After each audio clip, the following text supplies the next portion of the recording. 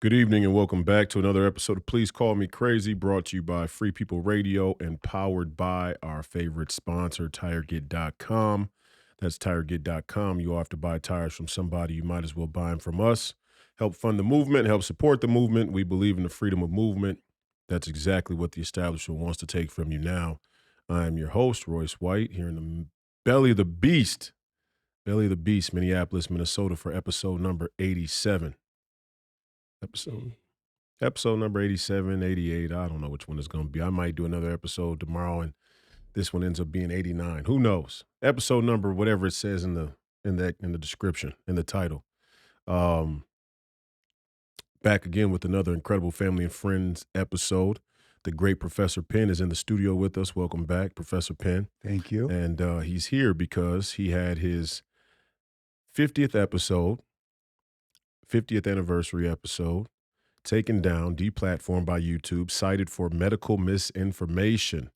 We got censorship already early in the game here at Free People Radio. We want to send a special shout out to whatever Finocchios there at YouTube are working behind the keyboard to censor this material and go through it. I listened to the podcast myself. Have no clue. The first time when you were the guest host on Please Call Me Crazy, I knew exactly why they took that episode down, because you talked about the World Health Organization. And the World Health Organization, I guess, is persona non grata when it comes to... It's a protected organization. Yeah. I mean, it's off limits. Off limits. This episode, number 50, I have no clue why they took it down. I know why. Please, proceed. Good to have you back. Proceed. I'm very happy to be here. It's nice to see you. It's always nice to be with your crew. I have a comment, and the comment is, well-being and convenience are not related. And a lot of our modern culture is about convenience. And we're losing our freedom because of convenience. And there's a lot of things that are very convenient related to our health that really are kind of a shortcut. And I was just drawing out some of those issues because I believe in... Like statins, for example. Well, I was way upstream of statins, okay? But that is an example. No, I don't know that I would go that far. I would say this. I would say it is. Well, you're fat as fuck. Okay. That's why your blood pressure's bad.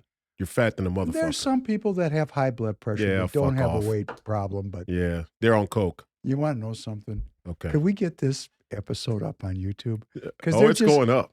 Why? Because they can't. It's going Did up. I hear you're running for Senate? Yeah.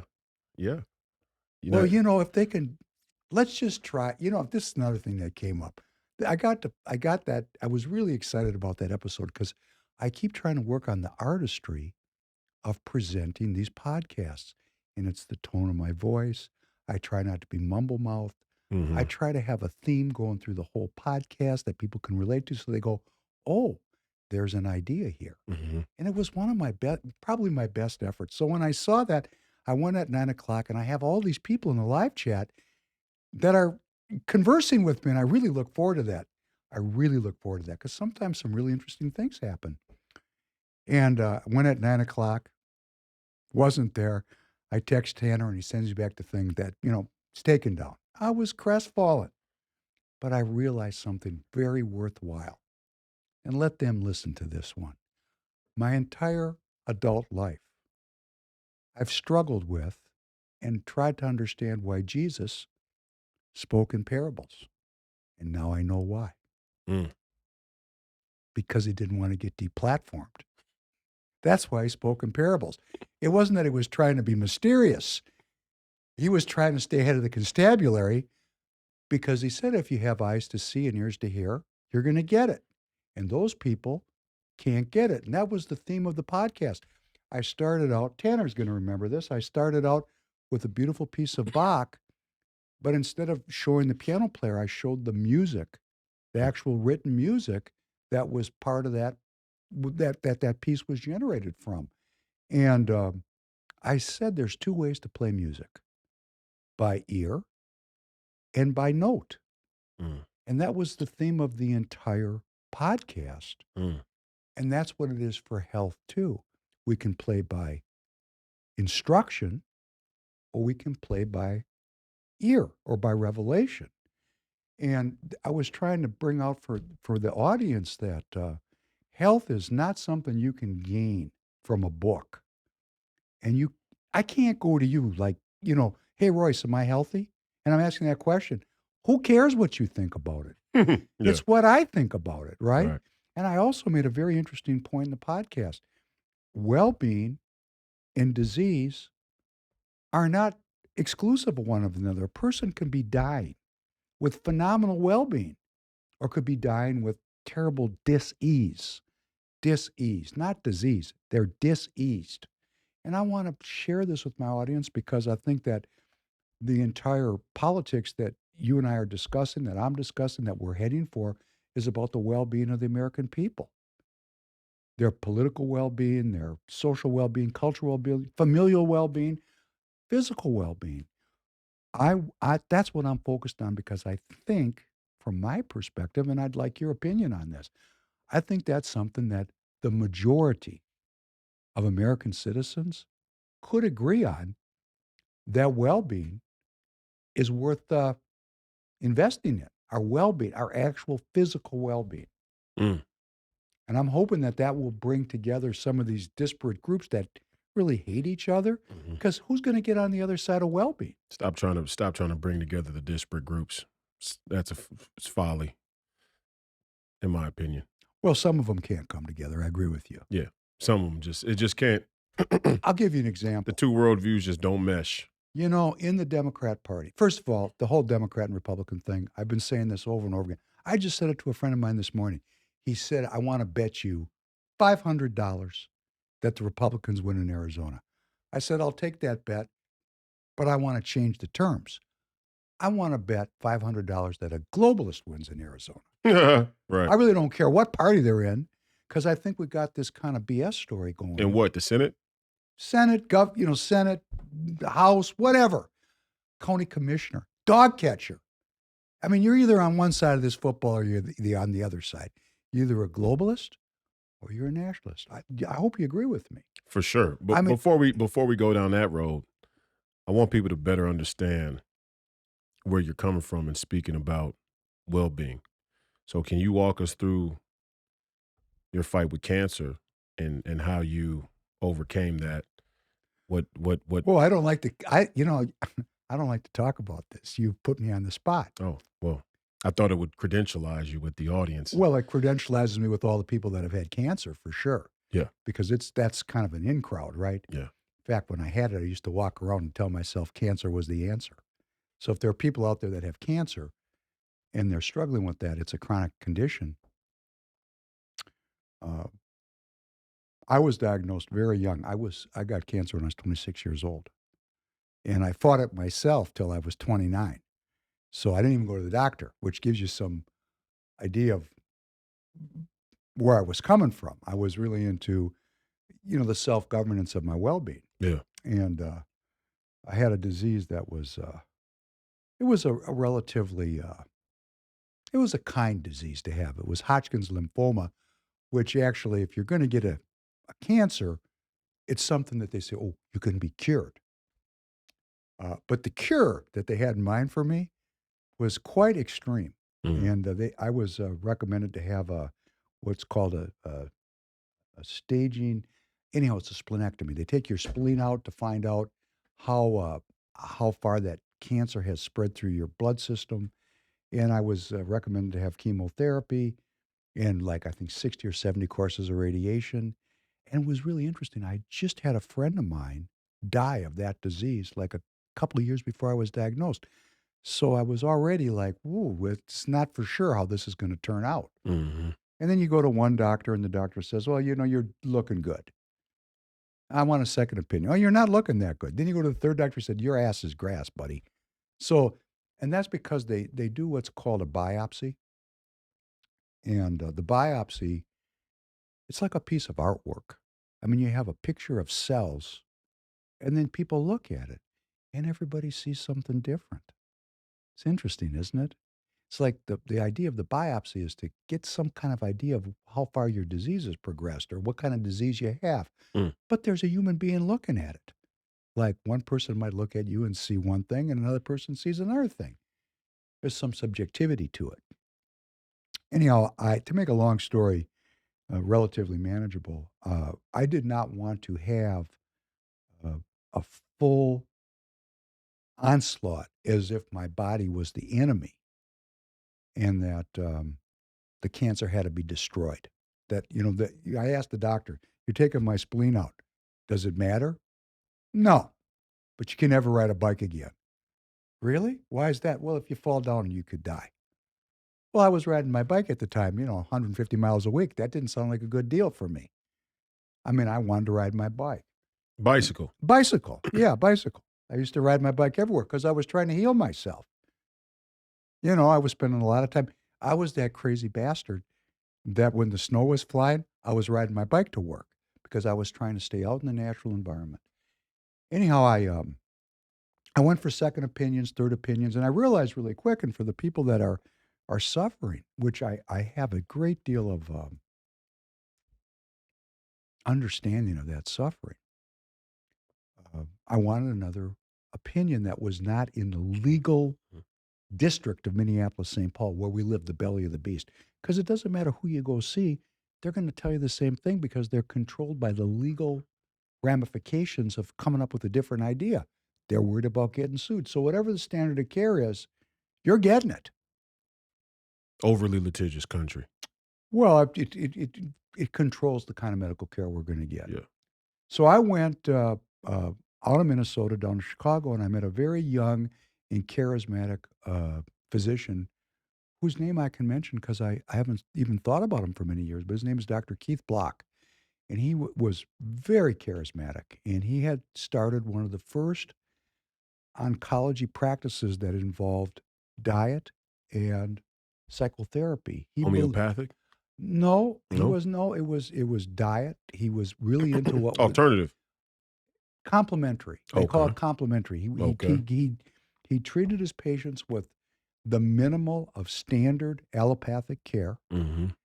He prescribed for them a healing diet, which was basically an Asian diet, a yin-yang balanced diet, was called macrobiotics. And it still exists to this day, that kind of a diet. And he also, he said, "Hey, if you got cancer, you're cuckoo." So you took psychotherapy. And I drove back and forth to Chicago every 2 weeks for a couple of years. And he gave me the minimum amount of allopathic care. And I went through many hard years. It took me about 10 years to recover. I had, I think, 30 courses of radiation. That's it. No chemotherapy, no surgery.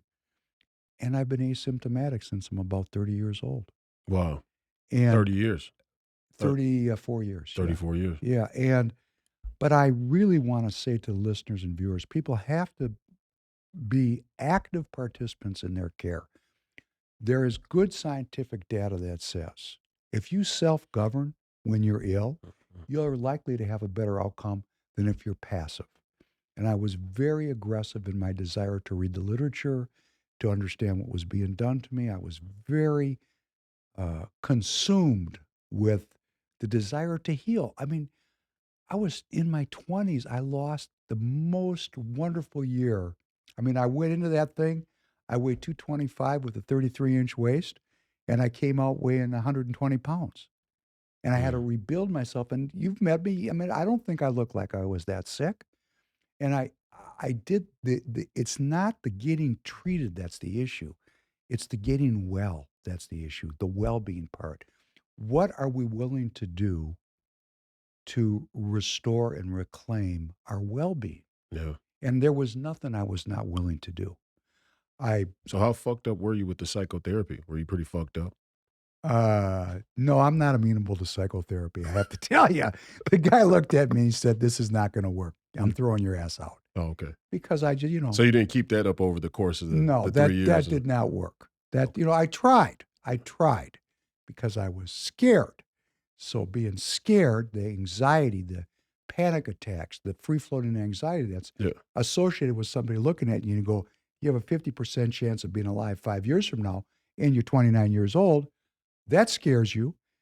And I had a lot of anxiety, and I was not functional. I get these panic attacks, and I couldn't move. From the cancer, from having cancer, the fear of that, or No, in general? well, it's free-floating But did you anxiety. have anxiety before that, or did the cancer? I did, but the cancer brought it into Yeah, of full course. bold relief. Yeah, of course. Yeah. I mean, that's a funny story too, because I was already involved in very heavy martial training before I got sick. Mm. And you know this. I mean, you two guys kick each other like that, and their shins hit, you get a hole in your shin, you get a divot. Mhm. And I was, you're constantly checking yourself for lumps and bumps. And I was down on my shin. Oh my gosh,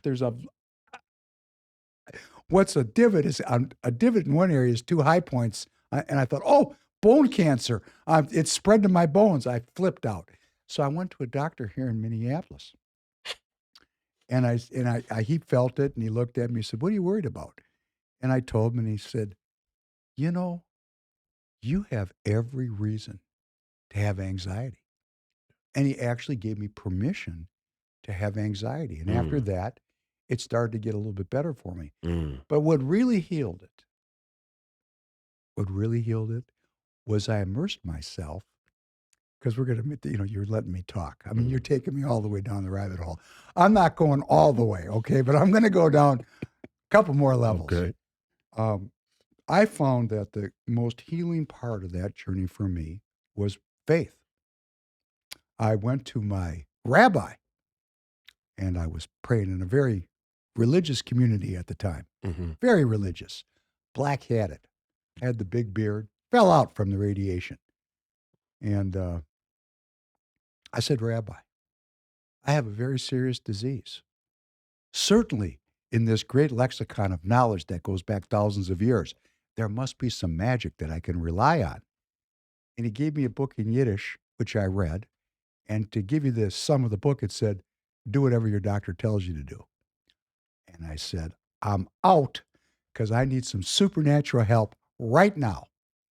And I was lucky enough to meet a beautiful, God-fearing Christian woman named Georgine Moore.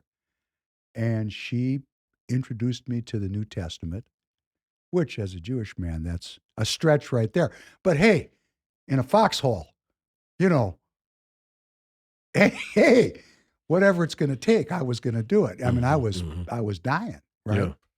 And I read, and she introduced me to that New Testament, and I read Mark and Matthew. I must have read it 1,000 times. And I realized it was a full healing system. And I believed it. Whatsoever you pray for, believe you've received it, you shall have it. And I did that, and I believed it, and I started thanking God for healing me. I used to drive around and says, pray always with all prayer. And I did. I prayed, because when you're dying, hey, you're not thinking about anything else but staying alive. And that's how I was. And I had 3 little kids that I was a father to, and I had a business. I had all these responsibilities. I didn't even have time for this. And I had to deal with it all at once, and it was terrifying. And the more terrified I got, the more I relied on the New Testament. And I gained so much from that experience. It has made my life. Now, all the supernatural things that happen, we can leave for another time unless you drill me into it. But I mean, I was actually quite fortunate to have gone through that experience. And I know that sounds strange. I know people are going to hear that and go, "Boy, you're really crazy." Yeah, of course. Is this Please Call Me Crazy? Absolutely it is. I guess I fit in here, don't I? Absolutely you But do. I actually look back on that experience, the arrogance that I had. I was a super good athlete, and I was really mean, and I got in fights just for fun. I was goofy. I had a conflict-orientated personality. Mhm. I was heavy into a lot of stuff that was not good for me. But really, um, I think God corrected my behavior. And I forged a relationship with God at that time that has informed my life till this moment. And that's what I'm trying to share with the viewers and listeners, that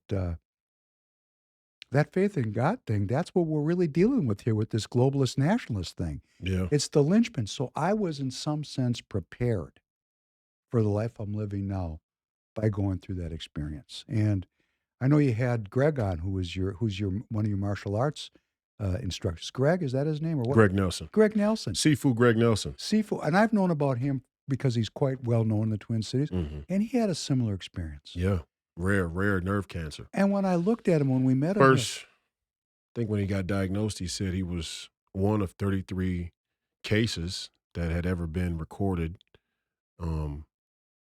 either at Mayo or in the full scope of Mayo's data on that disease, which probably extended to other hospitals as well. But he was one of 33, and all 32 had died. He was the first to survive it. I was going to say, you got to be a special motherfucker. Well, I'm just going to say, like the disease I had was kind of surface level. It was kind of a beginner's disease. God was kind to me. He got full blown. Oh, that was like the mainframe cancer. Yeah, and he recovered from that, and that takes a kind of faith. Like when you go and they say, "Well, hey, 95% of the people from where you're at, you have a 95% chance of living." Well, let me go see somebody else. Maybe I can get it up to 99, 50. I'm going back to 95. But he had a disease. When he went in for that diagnosis, they said, "Hey, partner, start getting your affairs in order." Oh, this takes really a level of faith. The most special part of the story was when he goes and he says, and when he's like, "When I first went in, I said, I don't want to hear any numbers. Don't tell me what my chances are. I don't want to hear any numbers. I don't want to have anything to do with any numbers," which is kind of like a rejection and acceptance of the medical industrial complex at the same time, which is what I think many Americans are faced with. I was talking about on my podcast for Wednesday that we're I saw this video of this guy skiing down a slope, mountainside, and he went into a snowbank that was hiding over the top of a big hole in a glacier. And he's got a GoPro, so you can see it from his vantage point, and he goes down into the hole. Oh, I saw that, and they had to rescue him. Well, yeah, and he would, and he was down there, and his ski actually was long enough to stop him from cascading all the way down into, I don't know, could have been a fucking 20-meter hole, who knows? This fucking devil's asshole could have been down there, I don't know. And but I said in the podcast, I go, when you're faced with that, my whole thing on Wednesday was about patience. The title of the episode was The Crisis of Patience. And it was at that moment when people panic, when people are doing things too fast, when they don't know how to deal with a crisis or an emergency and slow down their thinking, you fuck up and you die. You make mistakes, if nothing else. And my example with that with that, my example with the ski thing was, if you're down there and you're hanging on by a ski and you're looking down and you see the devil's asshole down there and you look back up and you see daylight, and I don't know how far down this goes, but death is down there and a chance at life is up there. Can you be quick to act? Can you decide quick what to do, or do you have to survey the entire environment and figure out what's the next best choice to make? And obviously the guy lived, but had he panicked and tried to, when you're hanging on by a ski in ice, and even if you wiggle that ski too much and that ski gives, you're done, right? And he lived, but my point here is, when Greg went in, he's going into the hospital, so he has some level of trust in medicine, but not a full faith in medicine. And when he told the doctors, "Don't give me the numbers," it's an example of how he knows where the blind spot is in medicine, as many of us have the intuition that there are blind spots in science. Science is not a net negative. It's not a bad thing overall, but the idea that it's a net positive is negligent and naive. And I don't know why I went on that tangent with this story. Let's try to get this episode up on YouTube. We're going to go. Well, it's just, and for the people there on, let's switch directions, because Greg's story was great, but I want to know how it feels as a Jew to have YouTube tell you that you can't speak about concerns regarding censorship or tyranny or the suppression of voices or Any number of things that we've seen in the past has become a huge, huge tragedy for the Jewish people. Certainly from an establishment that pretends or, promotes itself as being the protectorate of Jews, or even more generally, the emergence of a genocide against any people, like what happened to the Jewish people. How does it, I mean, how does it square that YouTube could tell you not to talk about medical tyranny And or anything? I wasn't really trying to talk about medical tyranny. Well, I don't even think you did talk about medical tyranny. I didn't hear you mention it, but that's at least what they used to just. I mean, they could have used anything, right? And I think you brought some material to talk about a few Nazi doctors who that the doctors actually ran the transition of. They ran the whole deal. They ran the whole deal, but I mean, that's what they used to take you down. I mean, they could have used anything. I mean, right now we're at a point where YouTube's criteria for censorship is completely arbitrary. We all know it. YouTube, Twitter, and Facebook, all the big tech companies, their standards for censorship are completely arbitrary. They specifically are using medical misinformation against a Jewish man.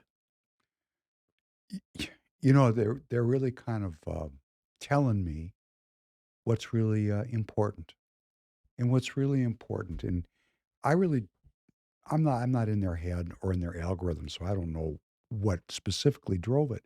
But what the basic theme that I'm trying to drive as Professor Penn or on the podcast for my viewers and listeners is the idea of self governance. And self governance really involves well being, because the primary driver of self governance is being able to keep yourself functioning. And I think the perceived audacity that I would have to say that I can self govern my well being is really in contradiction to modern life. If Mm. we go back a couple hundred years, hey, a toothache could put you down. And as you were saying, we've gotten so many benefits from science and from medicine. But as you were saying about Greg, he didn't want to hear the numbers. And I understand that because Me I'm too. exactly the same way. Me too. Because we're Just all, like I don't want to hear the numbers about me and you joke about this because we have a very close personal relationship. And so when I get ready to travel or I'm doing traveling around the country, we often talk for a number of reasons. But and you're very familiar with my aversion to flying. And, you know, I meet 1,000 people that say, "Oh, statistically speaking, flying is the safest." Doesn't matter to me. And I said it on my podcast on Wednesday. I reject being in a hurry. I just reject being in a rush. In general principle, I think when people are in a rush, when people are in a hurry, when people don't have patience, you make mistakes. You make yourself vulnerable. And I'm not saying that patient people aren't going to get hit by a bus that jumps a curb, because that happens. But let's talk. If we want to talk numbers, what's more likely? That you're driving 30 miles per hour, doing the speed limit, paying attention to the road, both hands on the wheel, and you die in a car accident, or that you're doing 150 fucking miles on a motorcycle? Which one's more likely? obvious.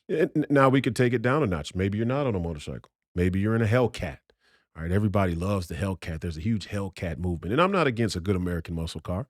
I'll take a good American muscle car over a Finocchio Tesla any day.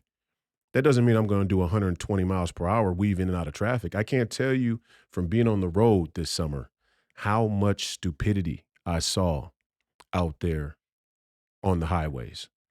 I mean, and I used the example of being in New York City, and I said the real diagnostic of the ill in our society is watching how people drive in New York City. I mean, that is the real symptom of how sick the American culture has become. And I'm in New York City, and I'm driving, which is George Washington Bridge, is the most traffic-filled bridge in all of America.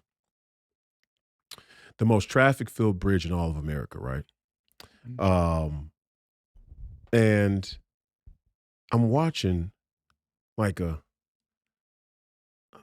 sort of unspoken agreed upon culture that nobody's going to use their fucking signals. It, and it was so widespread that um it almost seemed ridiculous to even be really mad about it or to look for it to be any different. You know what I mean? Like, Sure. as it went along, as I kept on down the road, I mean, the first time it happens, the second times it happens when you come from a place like Minnesota, it's like, what the fuck are you two people doing?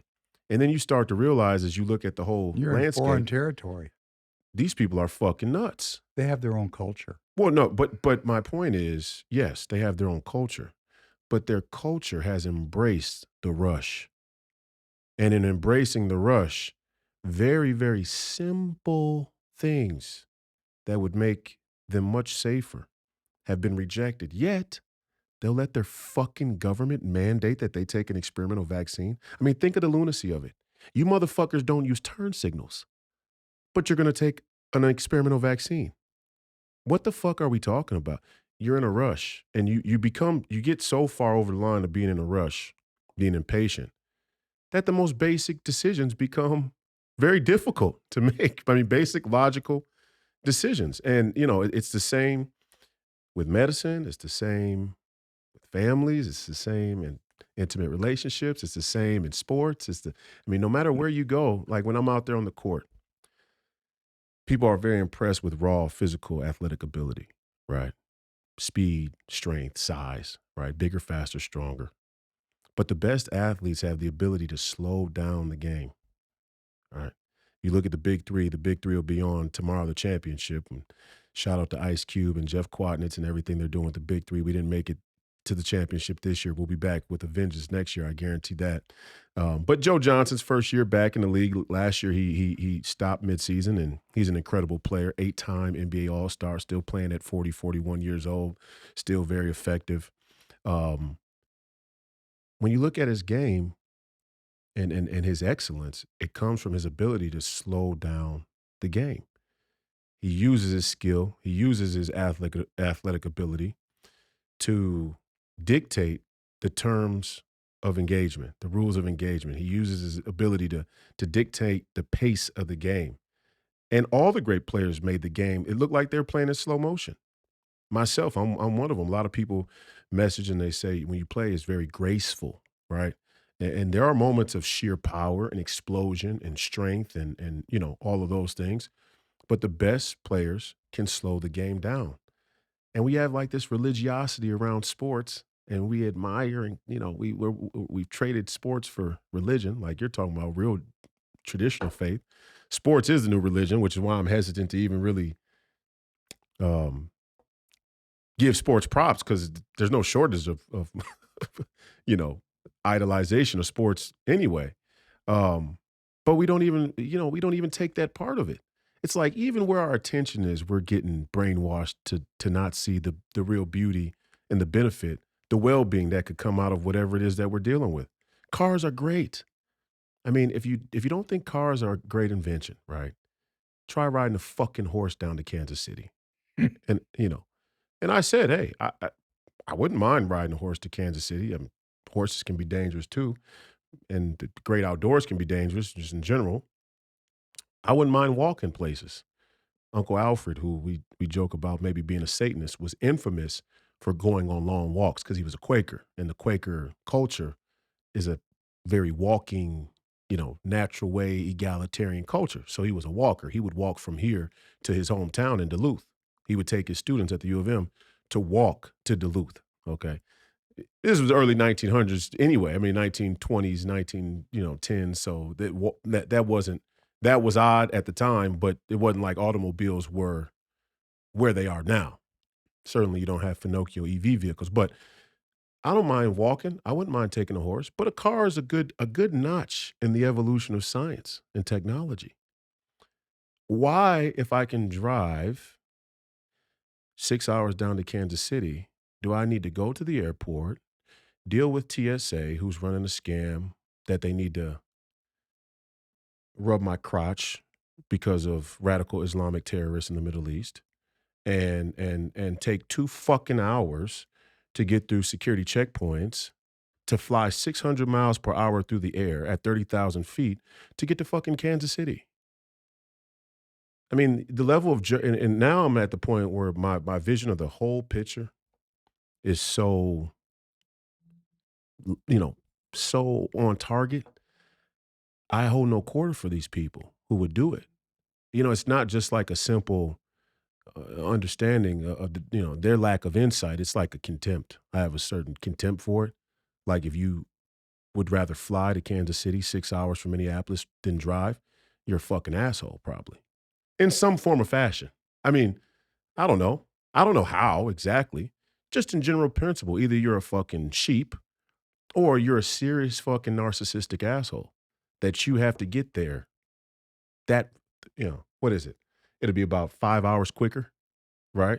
When it all said and done. I don't know. You go to the airport 2 hours early. No, it's not quicker. It's not quicker. It's not even quicker when it's all said and done. It's not. But the time traveled might be, you're up in the flight from here to Kansas City, you're probably up in the air 45 minutes. You got to go to the airport an hour and a half early.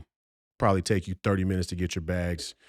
Another 40 minutes to drive to the hotel, 30 minutes to drive to a hotel anyway. It's very little time. Traffic, whatever, to stop and getting something to eat. It's the same time, right? A little bit quicker. But you're willing to put your fucking lives in the hands of a technology and a science that you don't even fucking understand. I mean, we all know how cars work. They got wheels, the gas creates the ignition, the energy, the fuel's burning, and we're riding along right there. Like you could have a fucking a Hellcat, or you could have a well polished hemp seed cart and buggy. We know how fucking wheels work, right? There's something radically unnatural about being 35,000 feet in the air, going 600 miles per hour. And it was, I'm sorry I'm ranting here. We got fucking time. This podcast is going to go. I love this conversation today. It dawned on me. I was talking to Glenn Rice Jr. Okay. You know Glenn. David knows Glenn Rice Jr. well. Shout out to my boy Glenn Rice Jr. That's my brother right there. And it dawned on me. Because me and Glenn, our relationship is different. We don't really talk politics and philosophy and science and culture like that. When me and Glenn get together, it's just, hey, we got a game this weekend. We got to go play against whoever it is. How we going to do it? What we going to do, right? It's basketball, right? And it dawned on me just how right this conversation is, because Glenn goes, man, they only letting us come in one day before the game. It needs to at least be 2 days before the game, 3 days before the game, but really 2 days would be cool. And I go, why? What you mean? I said, I agree with you, but what do you mean? You're like, man, my body needs at least a little bit of time to figure out what just happened, right? And he's talking about, he said, my body going 530 miles per hour through the air. My body's got to figure out what just happened. That's funny. That's funny. For Glenn, I mean, it was really insightful. It's a feeling for him. Yes. He's broken it down. He's so sensitive. And I have to say this because if he's watching, he will remember me. And I want to give him my respect because I think he made the best defensive play I've ever seen. Yeah. Last year's playoffs. Yeah, that's right. He lost that play and supernaturally came back and won the day. Yeah. Unbelievable. Blocked, yeah. That kind of sensitivity, and I think the kind of sensitivity that I have, that I know you have, when you can actually feel things that other people can't feel, they're going to say, you're crazy. Right. And I'm going to say, practice on your feelings. One of the big things I'm working on with my audience is we're way too overbalanced into the intellectual. It's become an over-intellectualized society. We're digitized. Yeah. I just saw a thing with no physical feeling, no physical intuition, no spatial genius. It's been eliminated because you can get on an airplane, passively sit down in this chair, and then you arrive someplace else like you've been teleported. What about people's general sense of direction? Remember, like I grew up, my mom, for example. Maybe I like being maybe I like being on the road because I grew up with a single mother, right? And whether it was my mother or my grandmother, they both lived places that weren't very close to where they worked. So whether I was in the car with grandma or I was in the car with grandma or even my grandfather was the director, worked for, he was the director of Park and Rec for Richfield, but he lived in St. Paul, right? He lived in other places too at different times, but a lot of times he lived in St. Paul. So that's a little bit of a drive. My grandmother, she worked at the Attorney General's office. She lived in West St. Paul, which is a little bit closer, but still a hike, Inver Grove Heights, West St. Paul. Then she worked in South Minneapolis, but still lived in West St. Paul. My mom lived downtown St. Paul, worked in Edina on 50th and France. She worked at Spallon Montage as a esthetician. So no matter what it was, whether it was going to drop mom off at work or getting my way from mom's job to from school or day or after school program or to sports, I was always in the car, right? And when you're in the car like that, for me at least, I learned the back streets. It's something that you call, it's known as taking the back streets, right? Knowing the back streets, knowing your way around the place that you live, having a real familiarity with it, and just having that general sense of direction.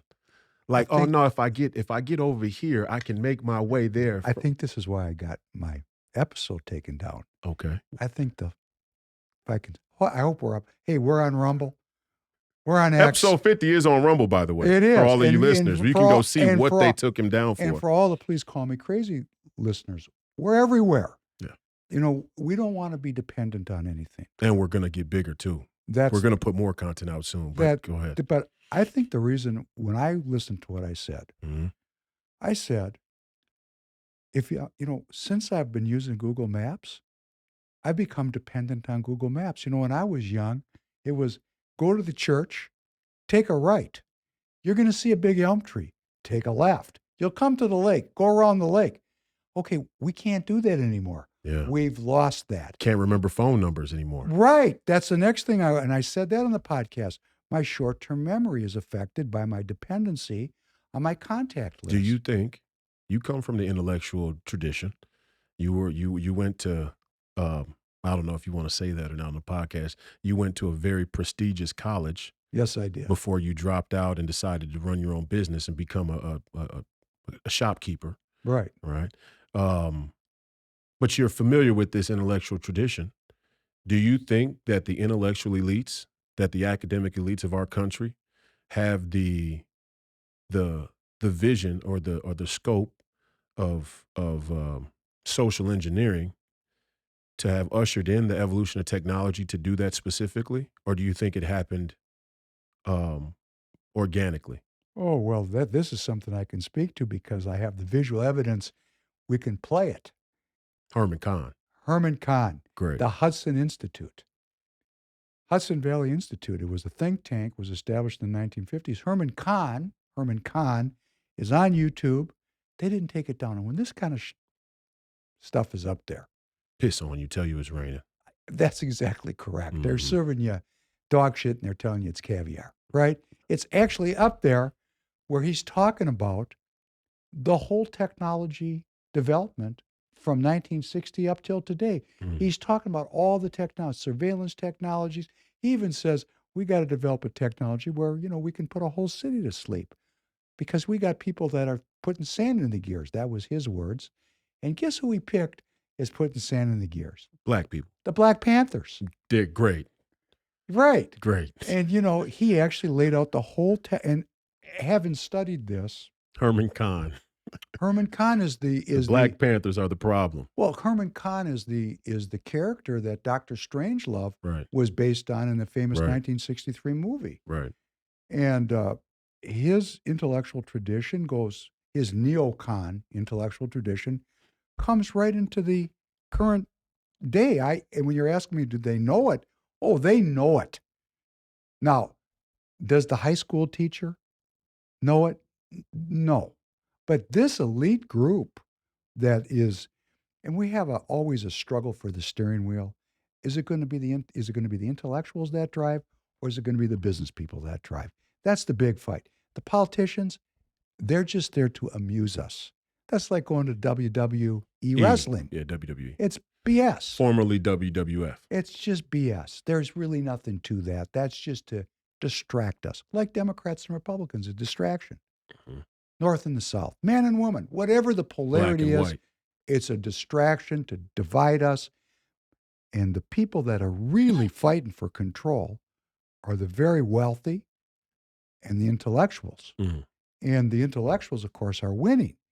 We don't recognize that they're winning. I'll give you a perfect example. I went this past week to a lecture, uh, and the guy's name is Isaacson, and he was a former director of CNN. He gave a beautiful lecture on creativity. There was 1,000 Minneapolitans there, the wealthiest people in the in our local area, and he gave a beautiful lecture.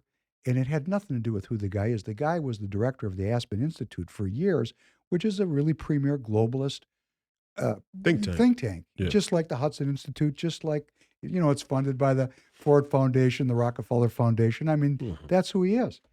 And I started looking around, and I found out that at the Aspen Institute when he was there, Bob Kagan was there. Bob Kagan is a neocon's neocon. His brother is a neocon.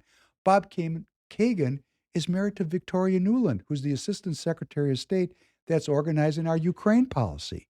I mean, it's so inbred. We're sitting here down here in the grassroots, and they call it the grassroots because they walk on us, right?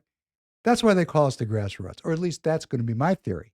They call me a grassroot because they're going to step on me, right? If I was an American, if they called me an American citizen, maybe they couldn't get their boot down on me quite so easily. But if I'm a grassroot, hey, just beat me down, okay? We don't recognize what a small group of intellectuals are at the top end of the trough. The father of the Kagans was born in Lithuania. He was a noted Greek classicist scholar, taught for years at our most elite academic institutions. Mm. These are Jewish people, right? Back to the Jewish thing. These are anti-Jews. Yes, and I'm going to tell you, these people are virulently anti-Russian. Nuland, the Kagans, they're neocons. Okay, now I don't know this about their thinking. Do you think their anti-Russian sentiment stems from, do you think the anti-Russian sentiment has anything to do with the communist Jewish movement that are these communist uh, anti-Jews that came out of Russia, defected out of Russia during the Bolshevik Revolution and that whole era, and now are retaliating back against what they view as a nationalist Russian culture? Or are these are these communists that adopted communism later, and they're going back against Russia because my communism's better than yours, or what the fuck is going on here? I'm going to say this is very much. Because you're Ukrainian. I'm Ukrainian. Okay, So help me. it's like Brzezinski. Let's cover the Brzezinskis, which is Zygmunt Brzezinski, a Polish, very important figure in the history of this country, maybe the fundamental writer of the technocracy or the Fourth Industrial Revolution. In the 60s, he was writing about it. He was the post-World War II Democratic Liberal Order. He was a national security advisor under Carter. He's been hugely influential. His daughter is Mika Brzezinski. She's on the #1, kind of mouthpiece of the New World Order, which is Morning Joe. His son is U.S. ambassador right now to Poland. I mean, that is the confrontations. That's where the next problem is getting ready to happen over there in that war. Yeah.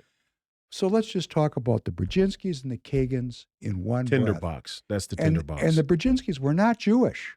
Right. In fact, they didn't like Jews. Right. I mean, I'm going to just say that's my opinion. I'm entitled to an opinion. Just looking at how Brzezinski was very anti-Israel. He was one of the first anti-Israel diplomats that were working for our government. But we're willing to, but at the same time, as many people are anti-Black, are willing to use Black Jewish identity as needed for a bigger agenda. They'll use anything for their agenda. Okay. Whatever it is. Whatever it is. Whatever. Anyhow, doesn't mean they like you. Doesn't mean they love you. Doesn't mean they want to protect you or keep you safe. Means to an end. That's right. Okay. I agree with that completely agree with Okay, that. so Brzezinski doesn't really care for the Jews much either. But the Kagans and the Brzezinskis, I think Do you think that's true though? I mean, Kissinger is his teacher, Sifu, Brzezinski was his own force, right? But and Kissinger is Sifu. Do you think he was just putting on that he was anti-Israel to keep it there's a keep it lot looking balanced? of anti-Semitism amongst the Poles. I will say, with a cultural memory of the region, there's a crescent that goes right from the Baltic states, Estonia, Lithuania, and Latvia, Eastern Bloc. coming down into Poland and Mhm. down into the Ukraine. That crescent, which was the demarcation between the European part of the Eurasian And the landmass Russian. and the Asian part of the Right, of the right, Eurasian right. landmass. That was the fault line. At the bottom, you had the Muslims down in Yugoslavia at the time, or Serbia, and that you had a conflagration there of Jewish people in diaspora. You had the Slavs, you had the Germans. That's where everything came together. Cultural epicenter. Oh, unbelievable. Mhm. Anyhow, Mhm. anti-Semitism was a characteristic of all those countries. And I'm not going to sit here and say Brzezinski was an anti-Semite. I'm going to say that he evidenced under Carter, during the Carter administration, the first willingness to criticize Israel and to drag America more towards the Arabs and to the Arab bloc, and to start to question Israel. Okay, now, but wait, before you go down, let's work this out. Okay. I know how the history was presented. I know the history. Okay. But let's venture off into speculation land here, because now Opinion land. ex post facto, you can see something real pervasive and shady went down with petrodollar, our relationship with the Saudis, and the inception of Israel.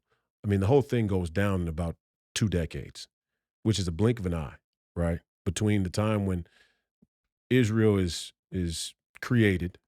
I mean, the first 10 years is a wash. You can't 1948. you can't even really count the first 10 years though, right? I mean, the first 10. Well, if you're Jewish, you're counting it because it was a And miracle. if you're the surrounding Arab nations, you're counting that too. Okay, but I'm saying on the bigger geopolitical Blink ramifications. of an eye.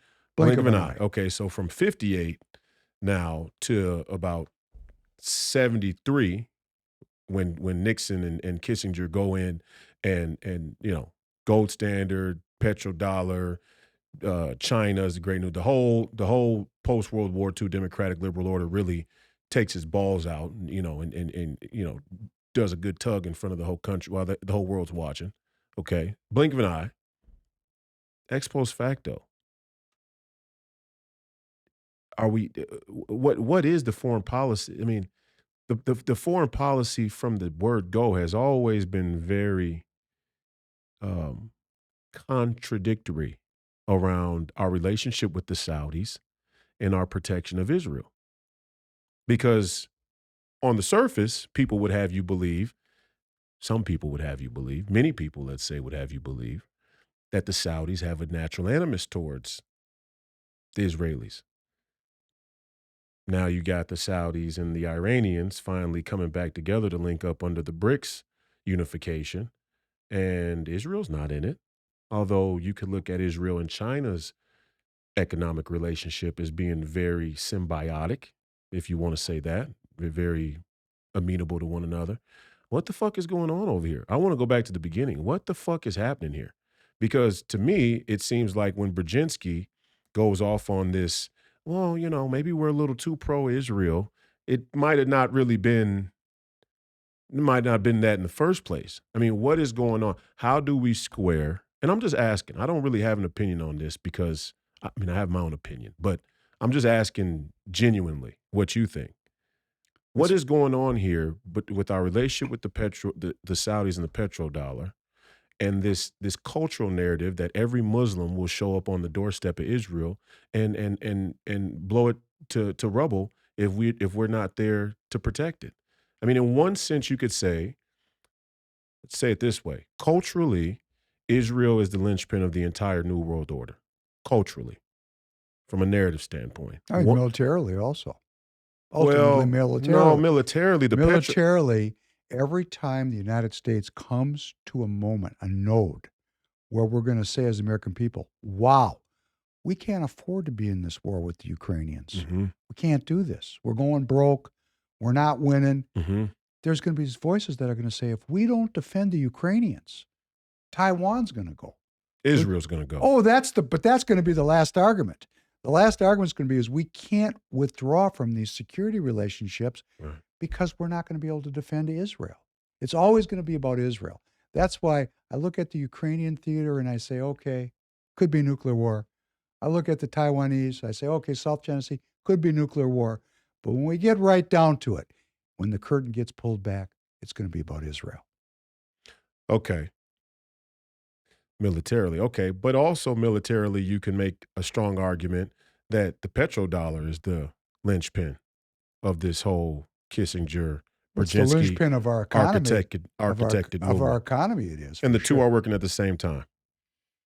Go back to Brzezinski. Well, okay. I just want to throw that out there for you to think about. I want to go back to Kagan and Brzezinski. Okay, go ahead. Because you've got this crescent of intense anti-Semitism, cultural anti-Semitism, which is really not that hard to understand because you have a diaspora community that comes into all these countries and they're outsiders. They're not of the place. And they did see historically the Poles and a lot of those other Eastern European countries did see the terrors of the Bolshevik or communist movement, which got fenced as being Jewish, at least.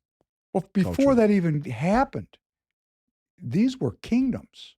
And the Jews, being the outsiders who were the victims of discrimination, sought a way to overturn what they viewed as the victimizers. Which goes all the way back to the Roman Empire. Exactly. Where even the Christians have, this is why a lot of the Christians and evangelicals have such a strong protection over the Jews in Israel, is because in reality, when the Jews after Christ is killed, there's a 100-year period where Christians, which really didn't exist yet as an identity, are still being persecuted by the Roman Empire as Jews.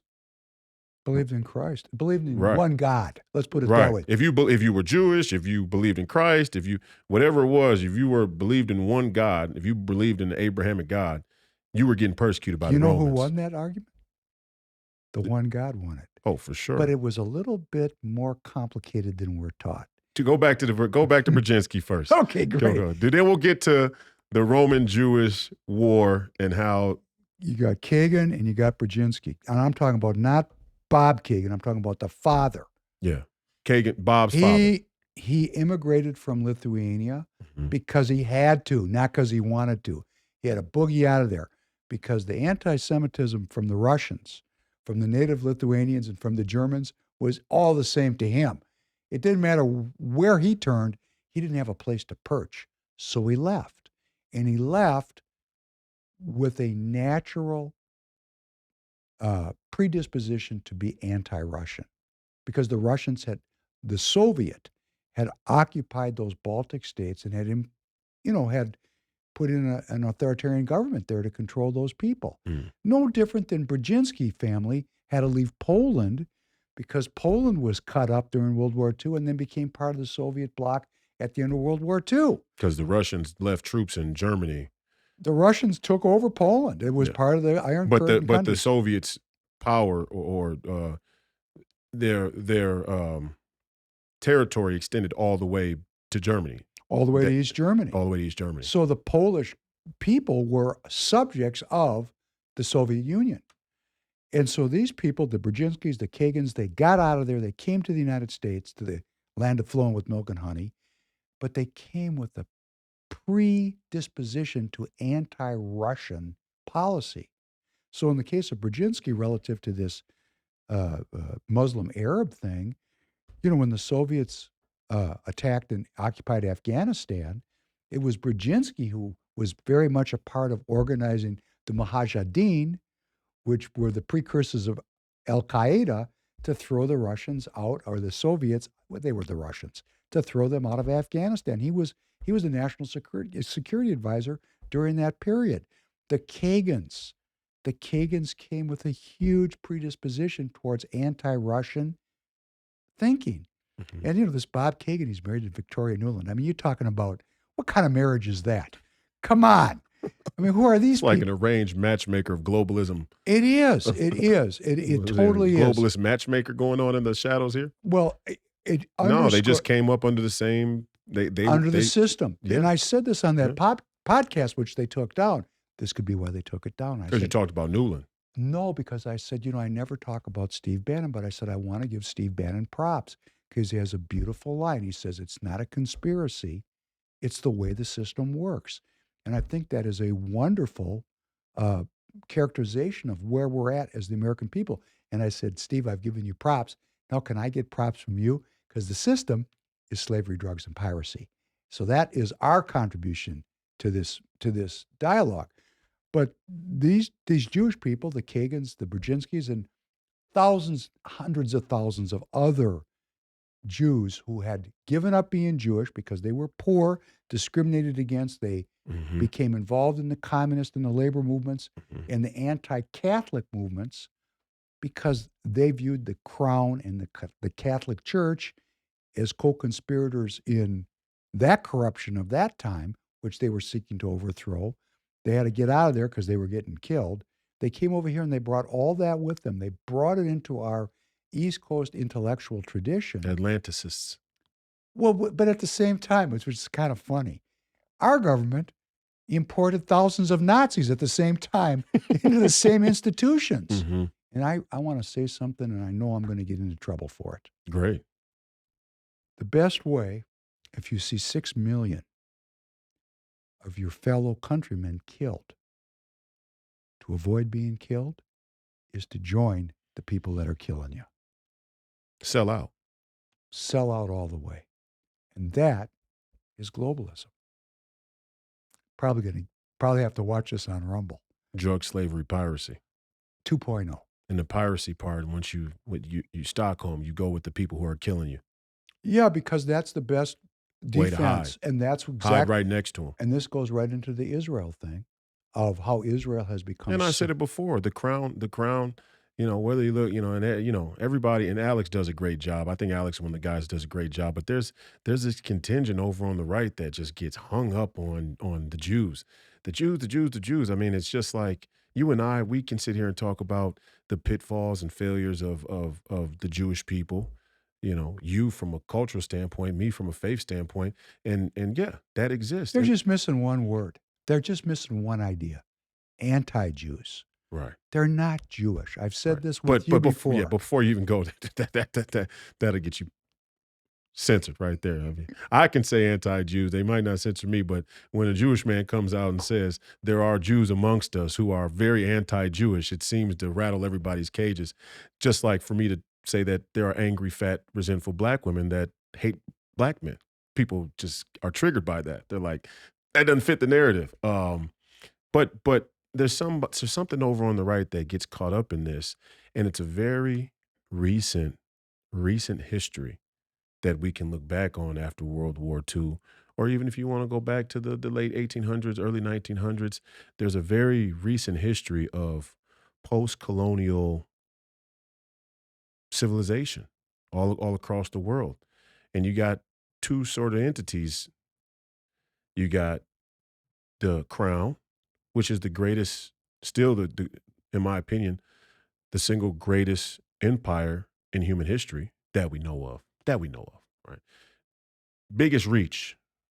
The sun never sets on the British Empire. The sun never sets on the British Empire. So you got the British Empire, and you got this sort of banking, elite that's commissioned, created by under the rule of the British Empire, which is just a fact. I mean, the Rothschild, and maybe as soon as you say Rothschilds, people lose it. They're like, that's the conspiracies. Guys, it's written history. It's not a conspiracy. They created central banking. They created the Fed. The central banking thing is of their creation, but not theirs alone. And it's not participated in by them alone. And this is the case I make right now about people who get caught up on the Jews. It's like anybody who takes that fiat currency, anybody who signs the deal, anybody like me who plays in the NBA that is predominantly run by a bunch of anti-Jews, right? You and I, we talk about that all the time. But any of you black bourgeoisie Negroes who signed the contract and agree to not speak on certain issues like China because you signed a dotted line, you're just as culpable as whoever you say coerced you to do it. And all these radical right, white nationalists, let's just call it. I hate to call it that because I don't think there's anything dirty about the word nationalist, black nationalist, white nationalist, any nationalist. But for lack of a better term, that's what they're fenced as, white nationalists. And some of them do exist, and they're just caught up on the Jews. It's like, well, I mean, if you want to, if you want to say that you were coerced, it kind of cucks you, don't it? I mean, it's kind of a level of cuckery to admit in the public that the entire white male race here in America was coerced, or the whole Western world, that the entire Westphalian nation state, the entire idea of the Westphalian nation state is undermined by a group of international banksters. Makes you a pussy. I'm not willing to admit that. See, when I talk to the black folks in the neighborhood, all you signed the fucking deal. Don't talk about the Jewish banker who gave you the papers to sign. You fucker signed it. Convenience. And the other thing about it is they told you the fucking terms, motherfucker. Don't act like they didn't tell you the terms. You didn't read the terms for convenience. Just like when I'm on my phone and I want to use Facebook and I get that prompt that says you got to update the terms and conditions. And instead of scrolling through an 100, I agree. Now, the flip side of that coin is, an argument that they make that's decent, is whoever's prompting you with the agreement is intentionally making it unreadable. Or that they've monopolized certain industries or markets to make it so that you really can't choose to not live within the parameters of that agreement. So with that being said, now let's talk about Israel.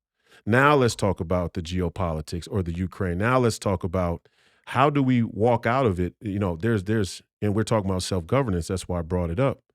Is there a point with which it becomes difficult to self-govern when all of the necessary and essential resources are monopolized by certain people? No, you just have to not consent. Okay. I don't consent. I personally do not consent. Right. And it's all about balance. You know, if the people that were creating the convenience were pro-human, pro-family, pro-God people, I think convenience would be just wonderful. Great.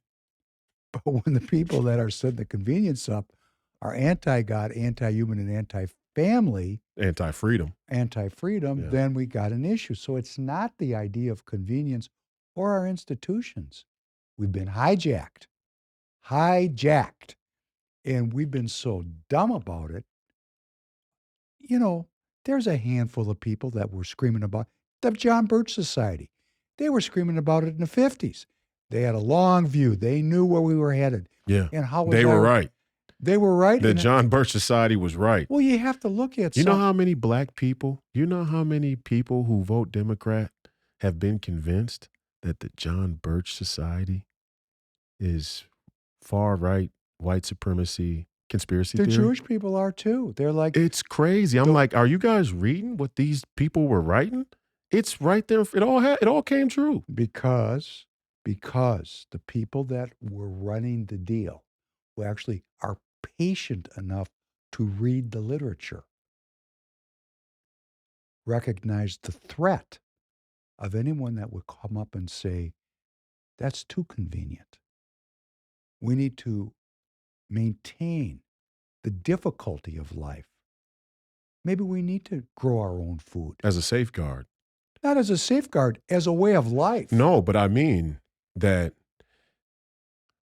keeping a degree of difficulty in society, in your culture, is a safeguard. Is a safeguard against the vulnerability of impatience. Which is not any different. It's like Miyagi, right?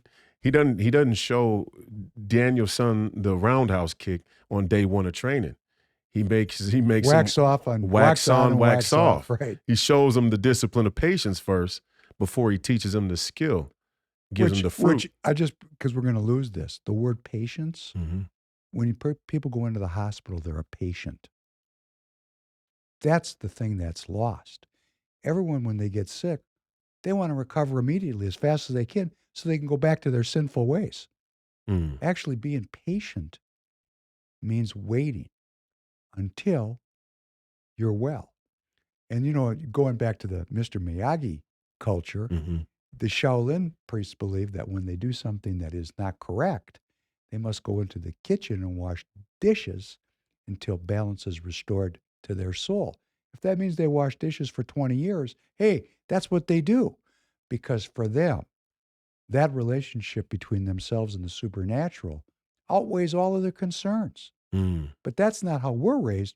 We're raised in a material mindset, overbalanced to the digital. That's why I think that episode went off, because what I'm really saying, Capitalism is the bastard son of digital materialism, is what or you're saying. or vice versa. And that the technocrat, and I said this on my podcast, I don't know why we've accepted that these technocratic elites are advancing technology solely for our benefit.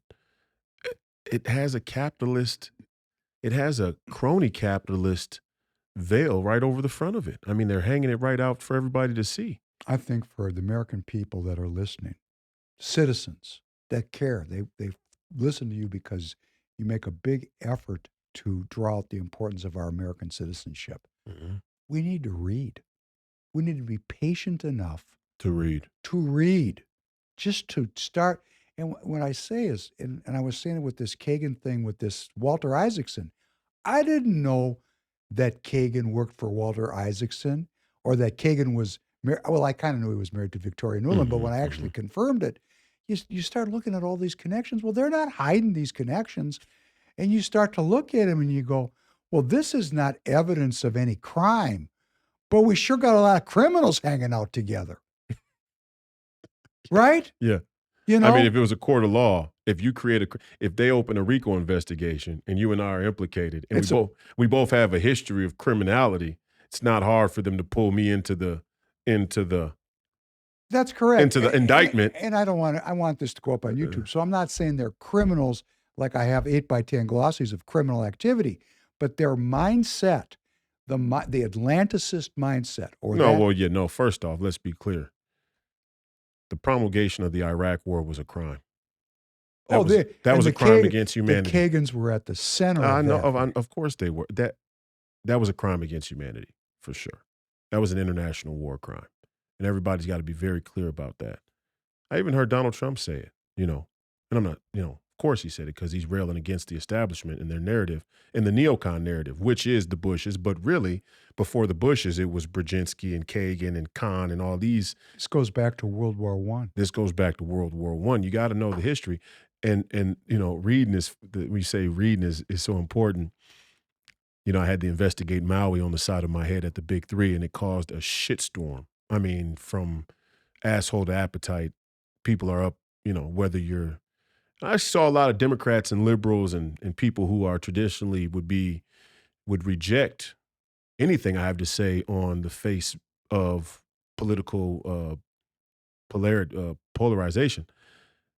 But a lot of Democrats don't believe we're being told everything about what's happening in Maui. But I say that because Steve and I talked a lot about me putting Investigate Maui on my head before that last game, or we discussed it at least. And I ran a number of other options by him, and we talked about it back and forth. You and I talked about it back and forth a little bit. It's funny, when I said Investigate Maui, or when we say Investigate Maui, people automatically assume we mean a formal investigation from the DOJ or said, agencies. I meant you investigate. Like, you investigate. Think about it. And I saw one person in the comments, one person had taken the picture of me saying Investigate Maui, posted it somewhere else online. And he was like, this guy knows what's going on. Royce knows what's going on, and he's dead. He's spot on. We need to investigate. And one of the top comments underneath the post was, but who should investigate? The DOJ? ? I mean, there's sort of this pessimistic culture that's growing that we've given up so much power, there's nothing Dependency. left to do. Dependency. And the guy came right back and said exactly what I was thinking. He said, who should investigate? You. You. You. You, motherfucker. Right. You Turn over a investigate. couple of rocks. It takes like 2 or 3 clicks, and you're going to go, wow. Every one of you, and it's funny that these people are claimed to be constitutional conservatives a lot of times, or Republicans, or nationalists. We, the people, are the power in the country. You have the right to investigate and bring your investigative findings to the court of public opinion and in the way that you choose to engage in the civic process. I don't know where we lost that. I mean, why are you relying on the DOJ? Flintstones. But we lost it with the Flintstones. This is why they hate Alex Jones. Because Alex Jones has the balls to say, I'm going to investigate this myself. I don't give a fuck what Mika says. Now, partly I don't give a fuck what Mika says because anything that came from Zygmunt's ball sack, we should distrust. That's my opinion. Anything that has to do with the ball sack of Zygmunt Brzezinski, we should distrust until proven different. Okay, Mika, from the loins of Zygmunt, shouldn't trust her. Okay, I don't trust anything she says. And her brother Mark is the U.S. ambassador to Poland, and the Poles are massing troops at the border of the Ukraine, getting ready to enter the Ukraine when the Ukrainian government collapses, triggering a NATO engagement with Russia. Proceed. The most dangerous moment of this conflict is coming. Now, I do notice, and I wish that the listeners and viewers would organize all over the country. Tens of thousands of people are going to watch this. Where's the protest? You know, these people are threatening our lives. You know, I was alive during the Vietnam era. You couldn't go to a university half the time because there'd be 10,000 students out on the quad protesting. People were protesting. They were engaged. Right now, people are not engaged. And this is a far greater threat to the survival of the American people than the Vietnam War was. There was zero possibility of the Vietnam War squirreling out of control and leading to a nuclear confrontation. Zero. And I have a new spin on this. Okay. When I was a young man, there was no prohibition against smoking cigarettes. Everybody smoked. Everybody wore hats too. You got Frank on your arm. Frank had a hat on. Francis Albert Sinatra. And people smoked, and they wore their hats and their suits, and it was a stylish period of time. And then all of a sudden, for some reason, the powers that be said, oh, smoking's terrible for you. Mm. And it got regulated. If it was so bad for us, why isn't it illegal? You know, like killing people is illegal, allegedly. But it's not illegal. It's regulated. It's regulated, which means the government profits from cigarettes. I think war is very similar. The United Nations was formed to make sure there was never another world war, which means war became a regulated industry, which means governments can profit from it, which means it's part of the revenue stream. And this particular war is a little different because the Russians and the Chinese have said, you know, this regulation thing, it's regulation for us and not for you. We want to renegotiate the split. So the chances that this could go out of control, and there's no protest amongst the American people. And I'm protesting. I do not think that our government should be backing up these Ukrainians. And you can see the Ukrainian army is starting to dissolve. And when there is no Ukrainian army there to oppose the Russians, we're going to be, remember that letter to Vladimir Putin? Mm. We will be depending on Putin not to move further into the Ukraine, that he'll stop and call for negotiation. Because if he comes into the Ukraine, if there's a void there, or the Poles come across that border, because after all, it's fantastic farmland. I mean, what are we fighting over here? We're fighting over food. If the Poles come across that border and there's a confrontation between the Russians and the Poles, we're going to have a NATO member at war with the Russians, and that triggers which would be illegitimate still, because you know, the Poles weren't originally supposed to be in NATO either. Well, they are now. But originally, the agreement with Gorbachev was that they wouldn't, This was right? Brzezinski's brilliance. Okay, I'm going to undo the things that were put in place by James Baker. I'm going to start pushing for the expansion of NATO eastward. I think there's 14 or 18 countries that have joined NATO, and they're right on the Russian border. And it's just, I mean, now they have prima facie evidence that these people want to do harm to the Russian people. So they want to go to war. We are at war. Well, yeah. I mean, well, listen. Let me try and extend an olive branch here of sanity. If you come to my neighborhood, my block where I live, and you start to cook methamphetamine in the basement next door, I mean, hey, you like a little hit of glass or meth, or now they got Trank on the streets, a zombie drug. That's real fucking scary. Trank is, I don't even know what that's got to be. That's got to be it's a Chinese invention. It's got to be it's got to be a government manufactured, variant to drugs, because it's in everything now, Trank. But anyway, um, you want to do meth in your house, I get it. But as soon as I start to be able to smell that meth, that smell seep out, or as soon as you start doing it on your back porch, and my kids are exposed to it, as soon as you start using it, and your meth zombies are walking out on the street now, and I gotta cross their high, knotted off bodies as I go to my fucking car. Now we're in a little bit of a skirmish between your residents and my residents, right? I mean, that's just basic laws of human organization. You've now crossed into my territory. I don't know if people have ever come across a tiger in the jungle. Most of you haven't. But I mean, a tiger's territory is big. And you crossing that territory and that tiger gets sent to you, catches wind of you, he gonna come have a negotiate. He gonna come have a talk with you, right? What the fuck you doing here? I might eat you. I might maul you, get you off my territory, or get you walking in another direction, or just prove a point. This is my territory. I don't know how it's gonna go down. Why on earth did we ever think it would be appropriate in our relationship with Russia, or the stability of peace around the world, to have bio weapon labs in the Ukraine? This is not conspiracy theory. And let me make this perfectly clear. The whole world's at biological war right now. We are in a world war, a biological world war already. We're in it now. We've crossed the line. We are now in a full scale biological war. That might have gotten my episode taken down. I said the same thing. I'm not quite sure what I said that took it down, but I said we're in a biological, radiological, and chemical war.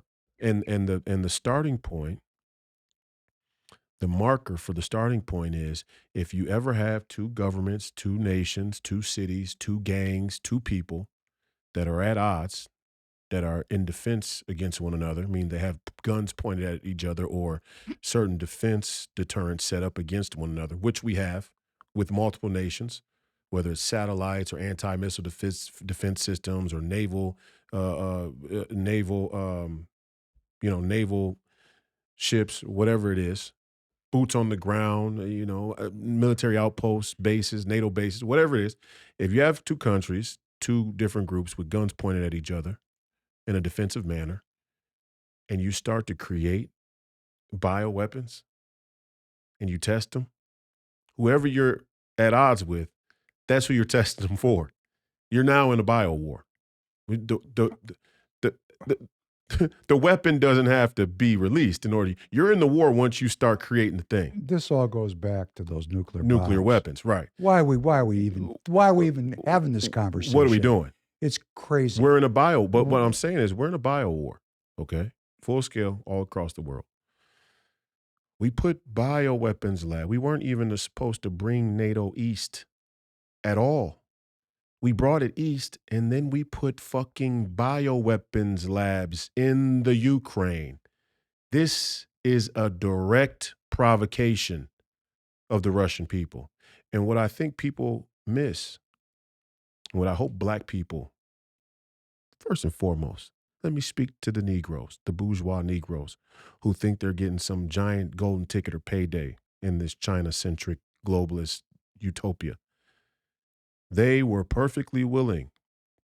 You're talking about military strategists, Brzezinski, national security advisor, military strategist, all day. This is what he thinks about.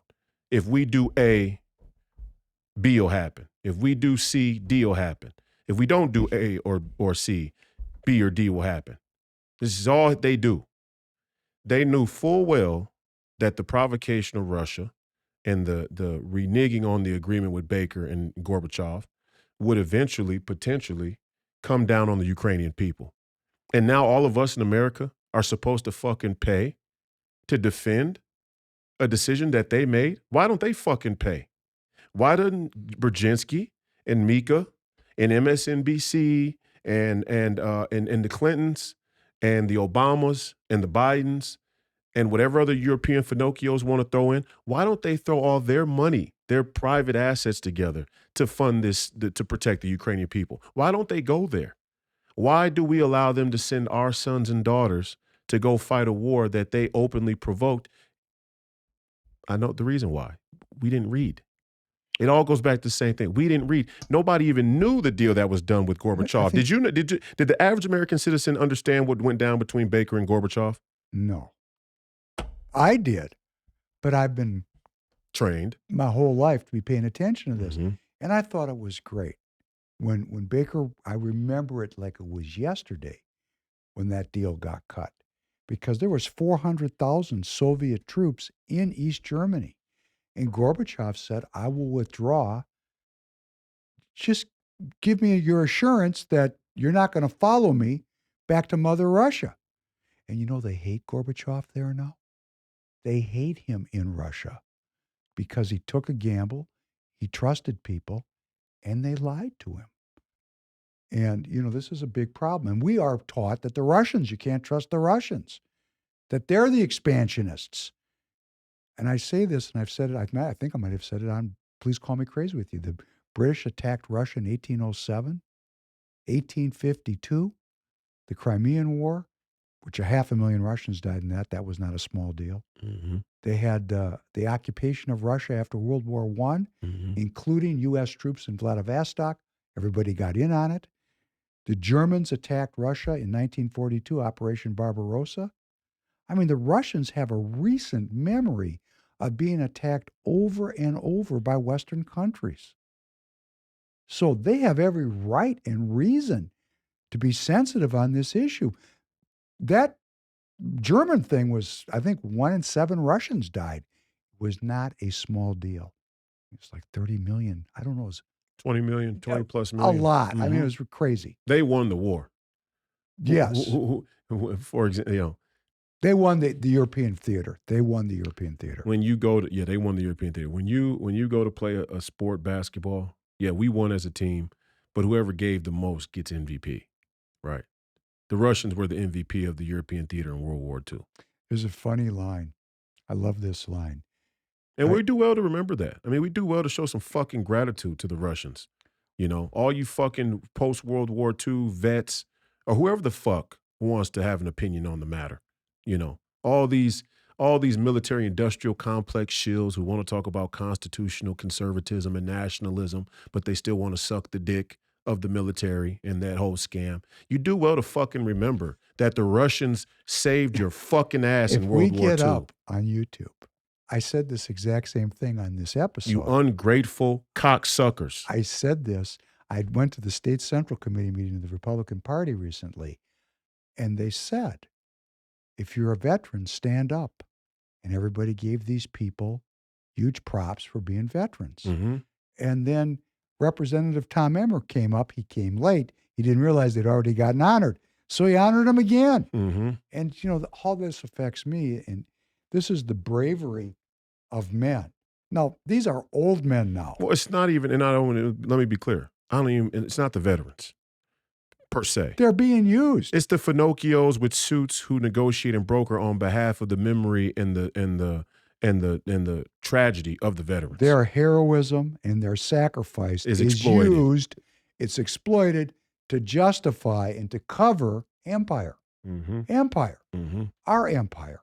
Our far-flung empire with our 350 Support the troops. No, it's more like use the troops. Exploit the troops, not support the troops. That's what's been happening. And many of the troops come back and they know this. But because they suffer and they bleed with their brothers, it's a big ask for them to come out. You use suffering to cut a deal.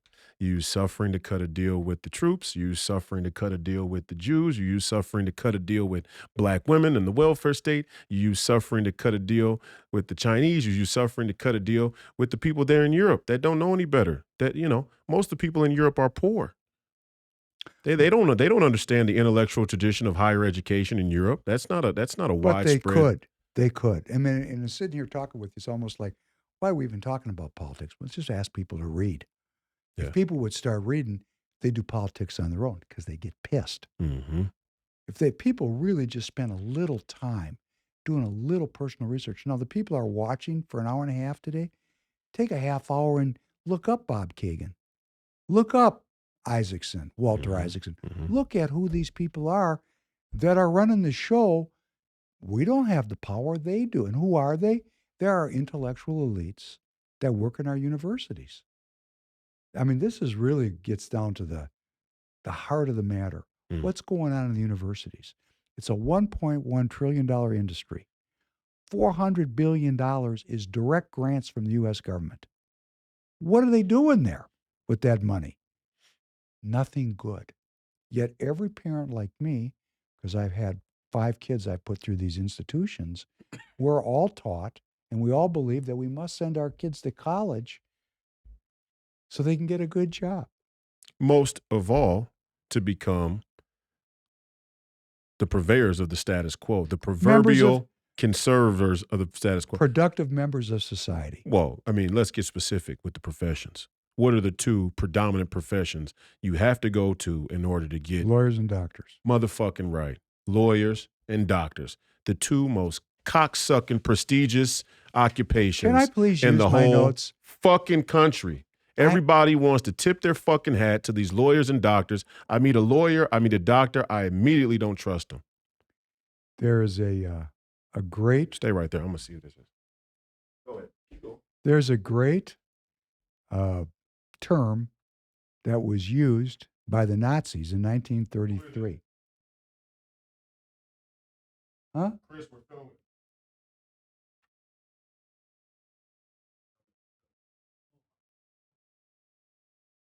We're going to have to edit this part out, but no, we're not.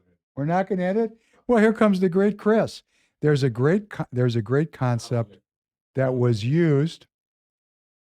It's Friends and Family Friday. It's fantastic. Family and Friends episode. Chris Cordelay dropped by.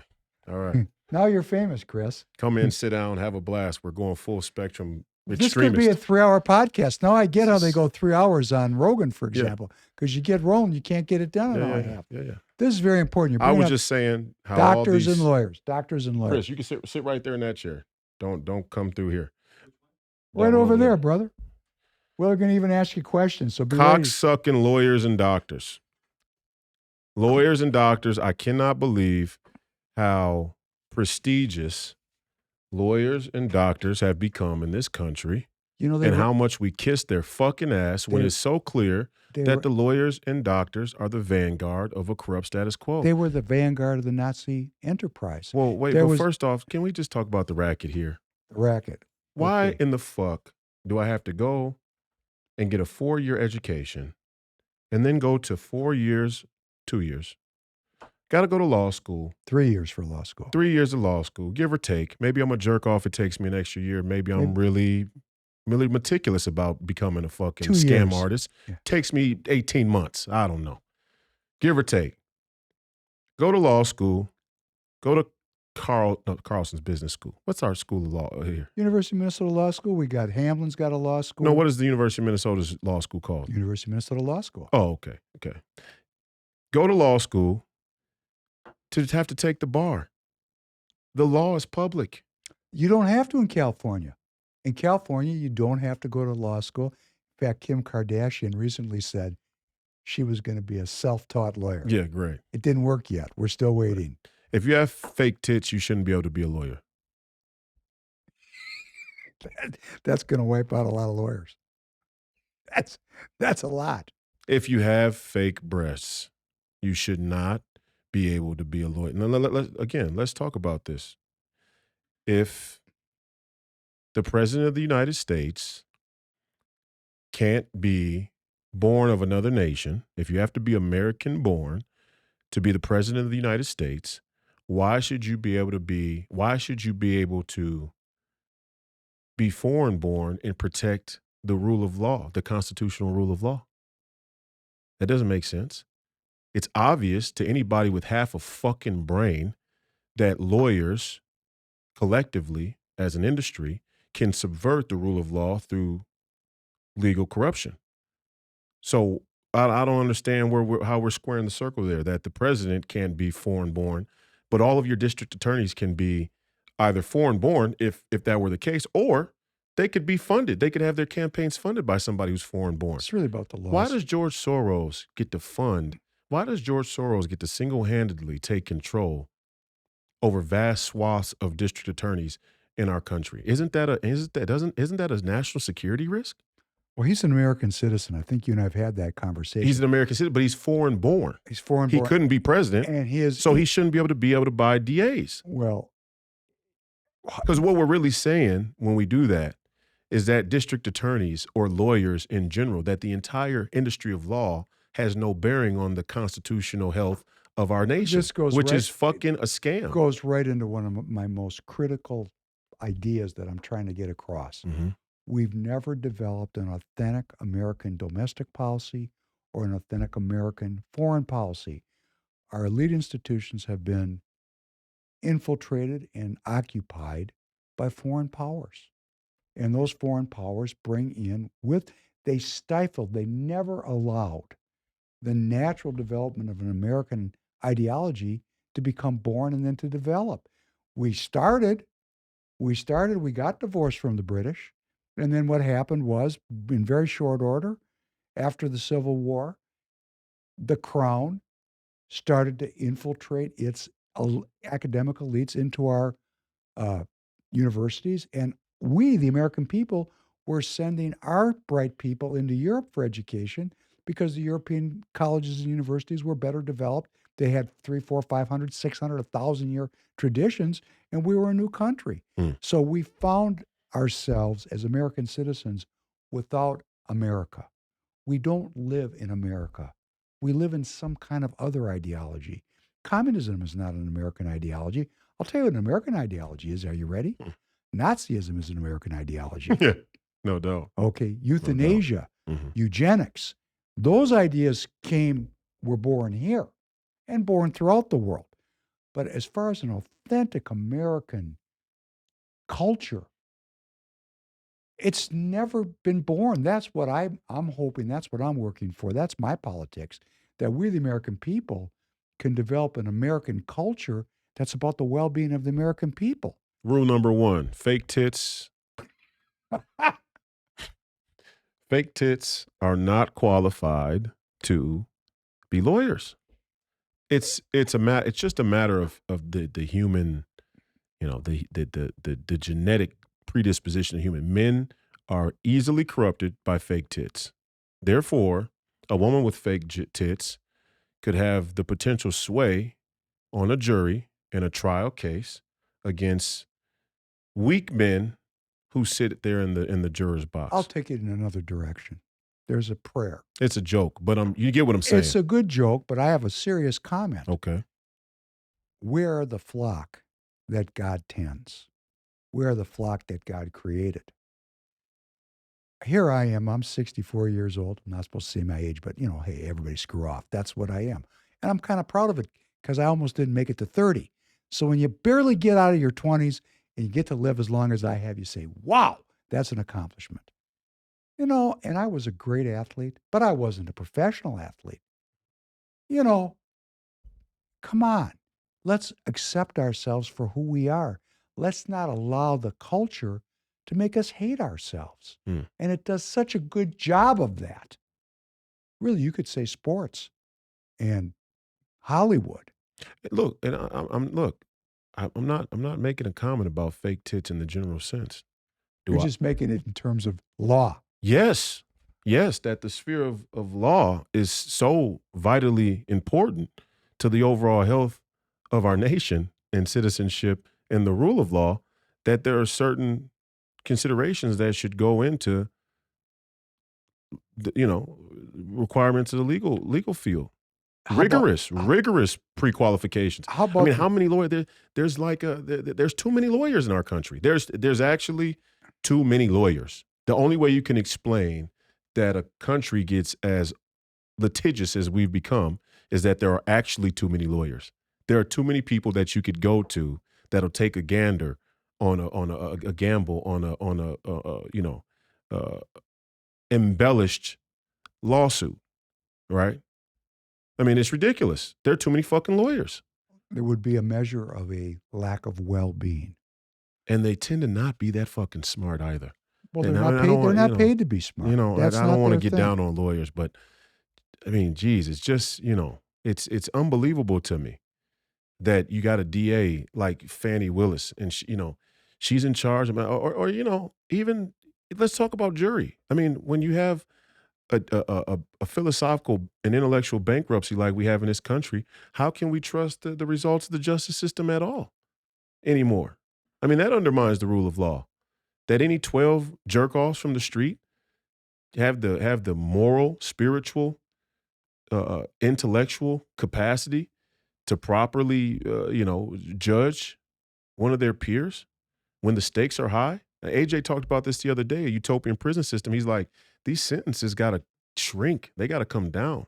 And I didn't think about it at the time, but even in terms of how decayed the intellect is of the American people, I don't think we have the capacity to make huge judgments on our fellow citizens. I'm not saying we should make everything, you just have no rule of law and just, let people get away with murder. But geez, I mean, that is the moral hazard that has grown out of our legal system. And you saw it with the Trump indictment. And you got the little fucking, little pencil-necked fucking, goofball white woman, liberal white woman, who was a grand juror. And I showed the video on my podcast on Monday, who came right out and said, I just wanted to indict him so I could be the one that swore him in and have the president say that he solemnly swears. I mean, this is how laissez-faire we are with the actual idea and concept of justice. And these same people talk about, they're defending freedom and justice. They're defending, democracy. You're destroying democracy. I mean, it literally is a destruction of democracy when you promote an indictment of a president that came through a grand juror who says she just wanted to do it so she could swear the man in because it'd be cool. The whole, These people aren't serious. well, it's the educational, it's the religious, it's the fundamental building blocks of culture have been weakened, not by accident, very purposefully. Because if you're going to usher in a completely new paradigm and you're going to overturn a 2,000-year Judeo-Christian fundamental foundation to our culture, you have to weaken that. You have to overthrow it. And why we have so much conflict right now is we are right at the moment when the overthrow is complete. It's complete. So the fact that my children, who I love and who I talk to, aren't nearly as educated as I was at their age, we had three television stations when I was a kid, 3 black and white television stations, and the programming was no good. We wanted to go outside. There was none of this stuff that your generation has, been the beneficiaries of. Are you the beneficiary? I don't think so. I think this goes back to the airplane versus driving. Mm-hmm. The technology can go too far. The point is, it was intended to go too far. This is not a conspiracy theory again. It's a fact. All you got to do is look for the evidence. I want to By just their own testimony. well, Go ahead. Well, I just want to say this. Yeah, go ahead. Gleichschaltung is the German term applied to the Nazification of German society following the Nazi seizure of power in 1933. It means coordination. And they wanted to coordinate the society in a Nazi system of organization. And people go, oh, the Germans, they're very organized. They're super organized. Well, our society is super organized. It doesn't look like it. It looks like there's all this chaos going on. Organized But chaos. it's all controlled. It's all manufactured chaos. Mhm. And it has an outcome. And what it is intending to create is an outcome where a completely new political organization holds sway over the nation. They had one-party rule in Nazi Germany. Kind of looks bad in hindsight, right? Dictatorship. We have one-party rule here in the United States. We have the illusion of two parties. Why is there so much? What's the one party? The uniparty. The uniparty, right? Why is there no fighting in the Democrat Party? Now that Bobby Kennedy's come up, there is some. And I want to say, going back to an earlier part of our conversation, there are some nationalists in the Democrat Party. They just are so appalled by the racism and the anti-Semitism and the homophobia in the Republican Party. They're stuck in there. And we're not going to get them out of there until we have a more, until we have a new start in the Republican Party. The common sense party. Common sense, just the American Citizens Party. But the one party rule thing looks bad. So we'll give them two parties. But it doesn't matter who gets elected. The outcome's the same. That's why there's such a tremendous fight in the Republican Party. Because you actually have half the party has actually got a different ideology. You and I share that ideology. Now, nationalism. Nationalism has a terrible name. Why? Because they label Hitler as a nationalist when in fact he was the ultimate globalist. What do we know? Why do we know it? He tried to take over the whole world. Come on. That's as global as it gets, right? Yeah. But certainly was on the move. But populism, when you hear like Mika Brzezinski talk about populism, she talks about it like it's a disease. What is populism? It's a politics of the people. Well, their view of it is that the people are stupid. They don't exactly correct. Well, not only that, but and what makes it so dishonest isn't that I disagree, because people are radically stupid, but they're not as stupid as they would like to presume. But the real dishonesty of it, the real scam, is that they intentionally made the people stupid progressively over 60 years. And then indict them for being stupid. And they keep telling them they're stupid until the people judge themselves. They hold their own judgment that they're stupid. This is very evil. Very evil. Get a hold of hate herself. I told him the best way to describe it is pimping. The American people are being pimped. The pitch of the politicians, the pitch of the people in charge is the plan. I mean, you got to be a special type of stupid hoe to listen. Who's the bottom bitch on this? Where I come from, you got to be a particularly stupid type of hoe to believe in a pimp solely based on the plan. Especially when it doesn't yield any fruit. I mean, if I'm hoeing and you're pimping and you're big time, let's go back to the 70s. You were alive during the 70s. I know guys that came from the 70s, right? And I got the slack one pocket, and I got the snakeskin shoes, the alligator shoes. I got the full-length mink coat. I got the gold chain in the Cadillac. I'm riding around listening to Curtis Mayfield. I'm super fly like a motherfucker. And you out there selling ass, okay? And I'm collecting. And, maybe I take 10 of you out to Vegas. We go to the fight. We go to see Muhammad Ali, and we have a great time for 7 days or whatever it is. And then, you go back to hoeing on the 8th day. I didn't want to use the 7th day because it'd be sacrilegious. But, on the 8th day, you're back to hoeing, right? There's no trip in Vegas for you hoes. There's no 8th day for you hoes. There's no fruit from this agreement. You're just getting pimped like guerrilla. This is guerrilla pimping, as we would call it in the neighborhood, right? This is guerrilla pimping. This is you. I own you. We own you. How do they do it? Well, I think it's glacial tongue.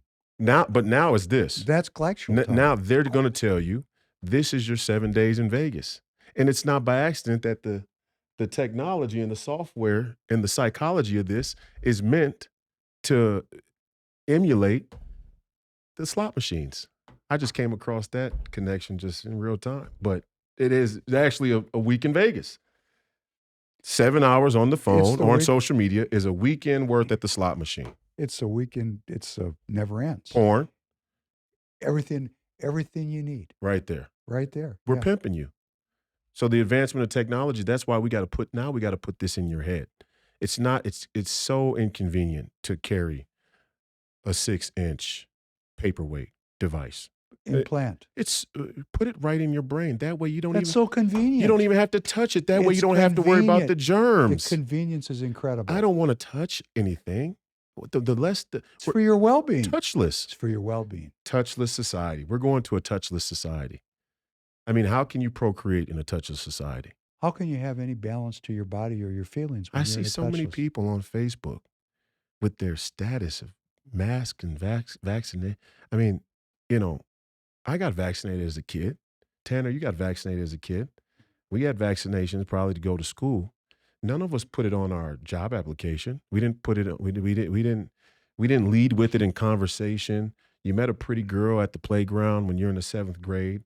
You didn't say, "Hey, yeah, I got my fucking measles vaccine." I mean, what the fuck is wrong with these? Do they realize how silly it looks?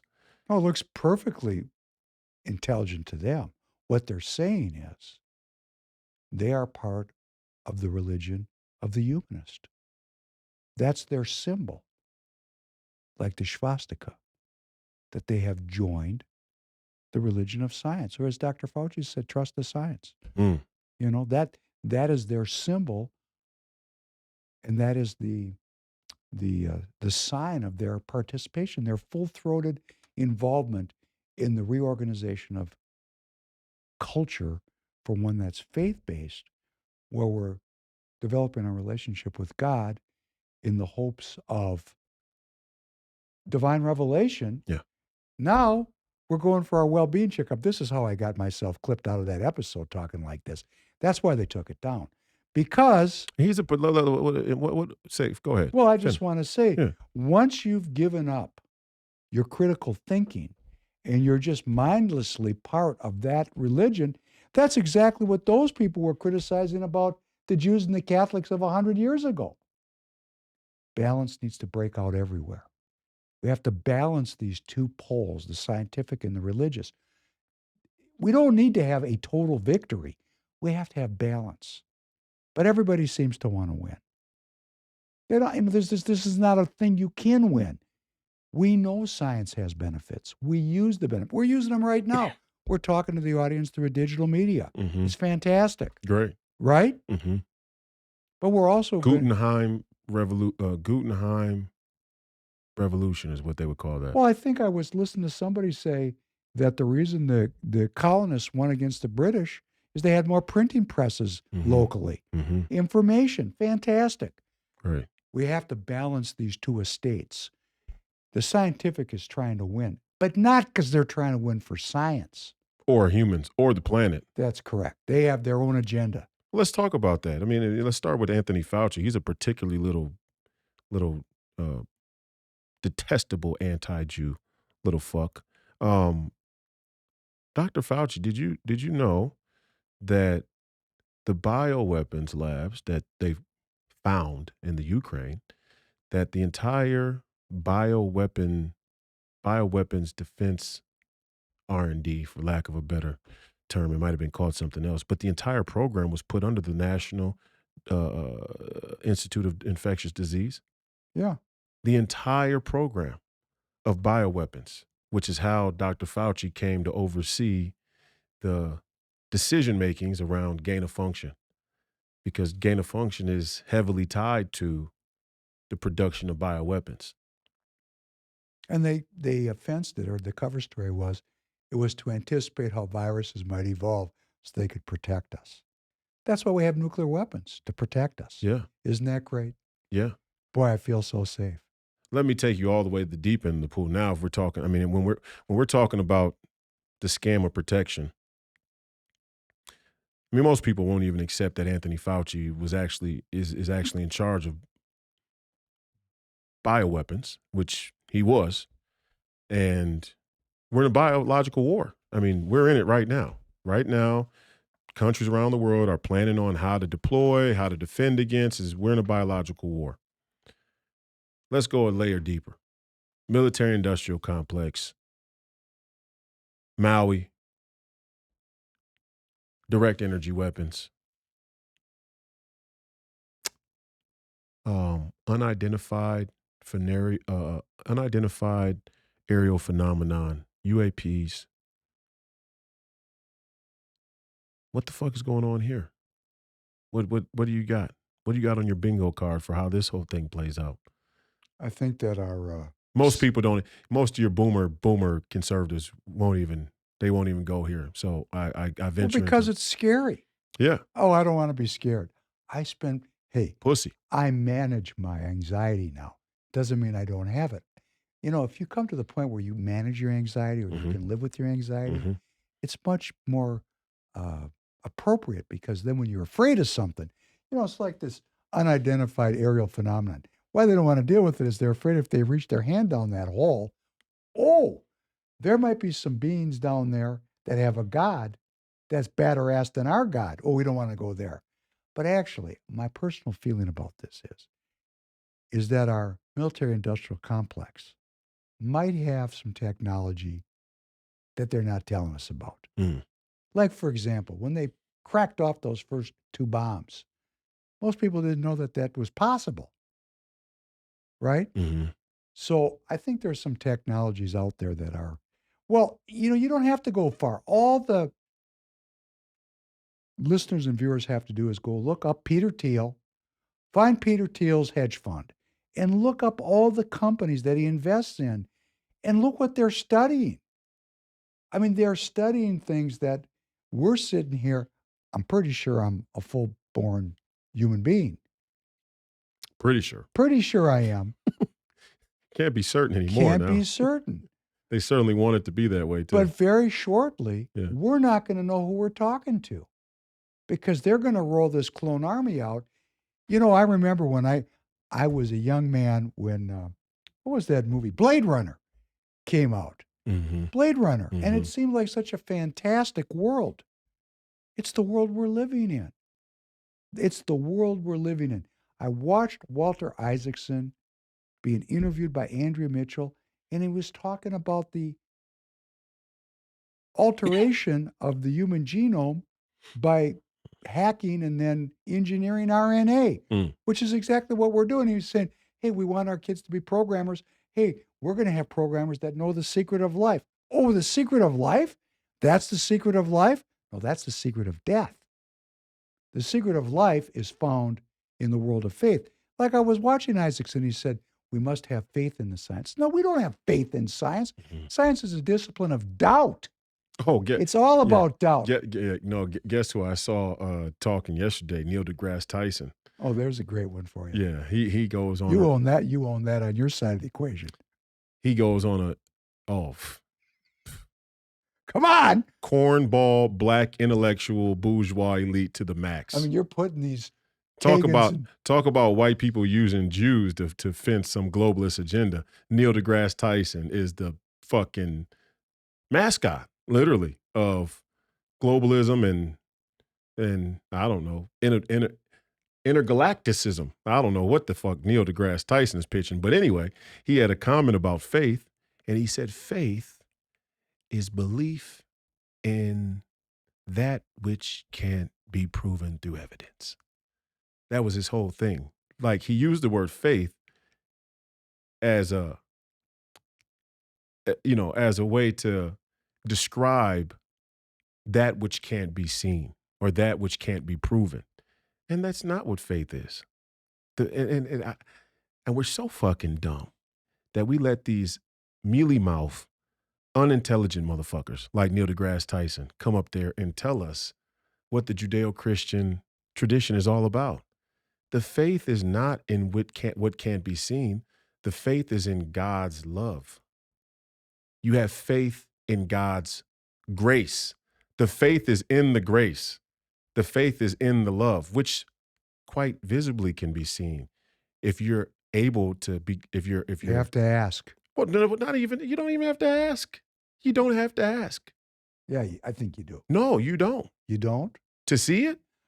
You have to want to see it is what I'm saying. Oh, well, yeah. You've got to be searching But you really for it. don't. I mean, let's go even just more basic than this. This is a faithful person's view of God and faith. Let's go to a more scientific view of God and faith. You're a miracle. For you to even have the consciousness to question God is a fucking miracle. I mean, it's an anomaly by scientific standards. There are billions of living organisms on the planet. You are a series of serendipitous events, sir. And why do I know A that? billion, yes. Because in 7th grade, Mr. Weber obliterated my biblical training and taught me the origin of the species. Yes, yeah, of course, Darwin. So when Great. you replace the creation myth of Western culture with the Crown-funded explanation about why slavery is legitimate, hey, everybody learns it. If you don't believe it, you're branded a cretin or a Luddite or something. You get to breathe. To even be able to question God is a complete miracle. Just to be able to draw breath. You wake up in the morning, you can draw enough breath to produce. First of all, in space, you can't even produce sound in space. You realize that? The genius of the creation is so fucking good.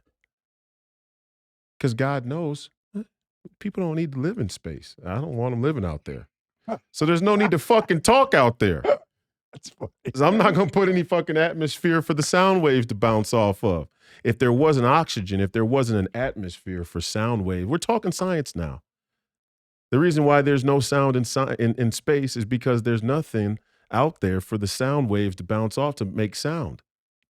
You're drawing breath in a place that's specifically designed to be able to bounce sound, to be able to communicate with one another so you can fucking question God, you little arrogant prick.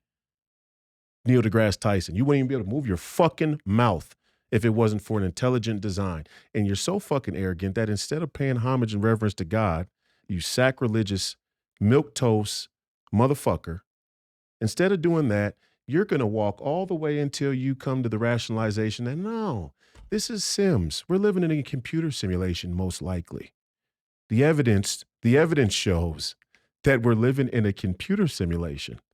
And this is where these fucking retards are going. Well, that's where they want us to go. They would rather us believe we're living in a simulation than believe that there's a God. I mean, and at that level, what's the difference? Right?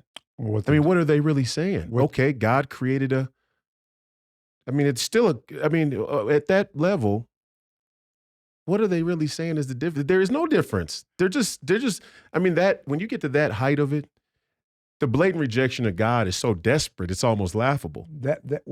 It's not laughable. It's tragic. Well, yeah. Maybe it's tragic comic, depending on who it is. Yeah. Maybe when Dante's Inferno. Well, when you get to the fake tits, the divine comedy. Funny. But the point is, on display is people's deep suffering. They're separated from the Creator. That's the definition of sin. And sin is now legal. Our government has taken over every aspect of it. I was thinking about this. The Godfather, I love that movie, The Godfather, Don Corleone. He didn't want to get into the drug business because after all, that's somewhat dangerous. Well, the government's in the drug business now. The government's in the gambling business. The government's in every business. There's no illegal businesses. They've regulated everything, including war. Come on. What is that? What is that? That's a great soundbite. Well, it's mark the time. That's a 30-second. This is so clip sad, right there. Because what I found. It's true. And we must be getting close to the end. What I found most, I went into having that cancer with faith. But when you stake your survival on your faith is made whole. And people are not generally willing to do that, which is why my episode was brought down. Because what I was saying was there is a balance between the technical and the scientific and the faith, and we're not seeking that balance anymore. We're living over here in this digital thing because they want that faith part to go away. Why? Because if I have faith in God, my only ruler is God. I cannot be ruled by men. And that's what it's really all about. Who's the boss? Mm. Who's the boss? Mm. So I mean, I know who my master is, and I still break the rules. That's another thing that's interesting. Got the 10 Commandments. Oh, hey, it's a real heavy lift. People are people. Oh, 10 Commandments. Hey, for people that are intensely religious, they break the 10 Commandments. Come on. It's difficult to have faith. It is a standard of behavior. Yeah. Particularly if you come from the Jewish side of the Yeah. equation. Yeah. You know, there's a standard of behavior that, and even if you're coming from the faith part or being born again part, we're giving up our addiction to sin. Mm. We're born again in this new way of thinking and being. So we're just not we're leaving that opportunity behind. We're precluding the opportunity for young people to discover faith. Instead, they're discovering all these new ideas. They're new ideas. They've been around, I don't know, a couple of seconds. We're going to overturn 100,000 years of human evolution for some new ideas that popped up in the last 20 years. Come on. Somebody's up to something. Culture doesn't move like that. To get someone to do some of the things that people are doing, it's going against everything that's inbred into them as human beings. I look at it as an older person and say, how that's power. That's power. If you can get people to give up what we call the natural way, wow, that's powerful. A lot of benefits right there in that phone. A lot of Yeah. benefits. Yeah. And I'm working in what I'm doing to just try to say to my viewers and my listeners, could we please look at the baby? Don't throw the baby out with the bathwater. There's many questionable things that came with faith. Faith was certainly used to conquer. It was used to oppress. It was used to discriminate. Right. There was many, but that is not a failure of God. That's a failure of man. Mm-hmm. That's like using people. What did you call Neil deGrasse? A mascot? Did you call him or Yeah. what? He's a mascot. A mascot. Mm-hmm. Well, we have that kind of thing happening forever. What we want to do is we want to read and contemplate and study and pray and discover the things that our parents and our grandparents and our great grandparents and on back sought to discover. It's only in our generation, in our time, when people don't look for those things. Of course, now we live to be 78 years old. Wow, what a long time. Let me tell you, it goes in a hurry. 100 years ago, people died at 40, maybe 150 years ago. They died at 40. Maybe life was a little bit more meaningful when the time was so short. And when you come to the end of time, the end of your time, you were talking about stretching out time or the great athlete is able to slow things down. Mm. That's what it's all about for me. Savoring every moment, every sunrise, every sunset, breathing the air, every relationship that I have. It's stretching out time to make more of it instead of being caught up in trivial pursuits. And then you're called to do jury duty and you're not qualified to make a judgment because you've allowed yourself. Let us not blame anyone for being dumb. I don't blame people when I'm dumb. I say, whoa, I have some work to do. Yeah. I mean, that's what we want to do. We want to get back to the self-governance Yes. of people developing their own artistry. I said recently that artistry is the antidote to depravity. If we're depraved and we know, and if you're a listener and a viewer and you know you're depraved, you know you're depraved. I mean, if you're going to stop watching this digital transmission and then pop right into depravity, you know you're depraved. I'm telling you you're depraved. It's depraved. So what we want to do is work our way towards something that's a little more artistic, a little more meaningful, a little more enduring than just the here and now, this second. And, it's up to us. I Yeah. mean, we're there. It's up to us. Yeah. It's not going to be up to any college professors. It's not going to be up to any politicians. We're at a moment in time when we, the people, are we either going to develop our artistry and our self-governance, or we're going to be ruled. And we're going to live miserable lives of servitude. And that's just not me. When they get rid of all the people my age and the memory of being free is gone, then what do you got? Then we're fucked. And we're fucked, aren't we? Well, thanks for coming in again, Professor Penn. We appreciate it. That was a mouthful. Make sure you go check out episode 50 on Rumble or on the audio platform if you get a chance. Figure out why. You make an assessment. You judge for yourself why the tech cucks at YouTube thought that episode was a little too dangerous for you to hear. I certainly didn't think it was that dangerous. But again, if you want to stop the freedom of movement and create a population of mindless zombies, any common sense thing you say and can be Please perceived Call Me as dangerous. Crazy. What are your platforms that Please Call Me Crazy is on? Where are you? All of them. Rumble, YouTube, X. You got all kinds of stuff going up on Twitter, right? Band.video. I won't even call it X. Fuck Elon Musk. He's a little fucking cuck too. Hiring that woke CEO. She's fucking still canceling people. All these conservatives that are gung-ho for Elon Musk, I just look at them and go. You black men can take such wide liberties that I cannot take. Oh, you don't think you could talk about Elon? If I started talking about him, I want to have this up on his platform. I want to go on. Fuck him. See, fuck off. We're a very good mix. I'm going to start speaking in parables, and you keep using that hammer of Thor. No parables for me. I get it. I'm taking a battering ram right up the ass of the establishment. Well, I think there's probably a lot to say for that at this time. We got to. We have to. And I said it on my podcast a couple of weeks back. I think you saw the clip. Is if you're more concerned with profanity and how profanity sort of degrades your Christian life more than you are the military-industrial complex planning to put clones in a theater near you. And when I say a theater, I mean your fucking neighborhood. And you're going to pay tax money. You're going to pay fucking tax money to put clones in public schools that are probably going to be transgender, most likely. When the clone army comes, they're not going to be heterosexuals. Of course not. They're going to be gay. They're going to be something worse than gay. They're going to be transgender. They could be everything. Pixies. Whatever you need. Trolls. Wizards. I don't know what the fuck they're going to be. They're not going to be anything resembling real people. But you're going to be paying for it. You're going to be paying to put them through school.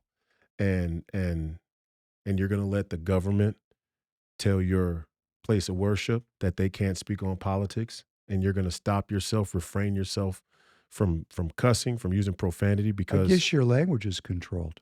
I mean, but to me, it's even more dishonest, because I think those people are taking the Lord's name in vain.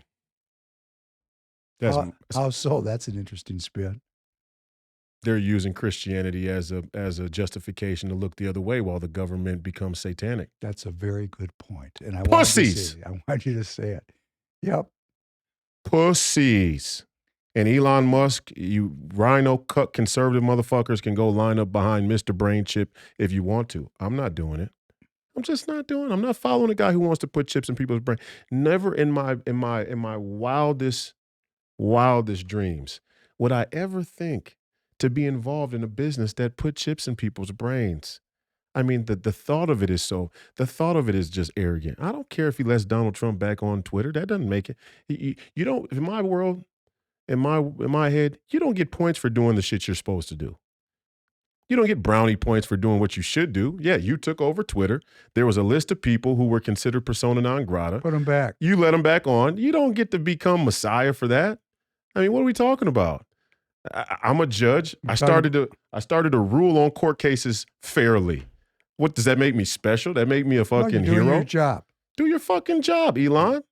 Do your fucking job and get Alex Jones back on there. The fact that Alex Jones isn't on there means you're a fucking cuck, right? You're still at the teat. And hiring that woman who's fucking, censorship, cancel culture to the max, straight from the WEF. I think she was, she's a participant in the WEF. She's fucking horrifying. There was something. With her fucking, her too cool New York accent makes her seem like she's fucking, regular. Because anybody with a New York accent, New York accents are their own thing. No matter what race you are, a New York accent is a New York accent, right? You could be fucking. You're a New Yorker. You're a New Yorker, right? So you give somebody a New York accent, it's like giving somebody a British accent, right? It kind of has this cultural effect to it in the public state. So they bring some New York woman on. She's got a tinge of fucking melanin to her, right?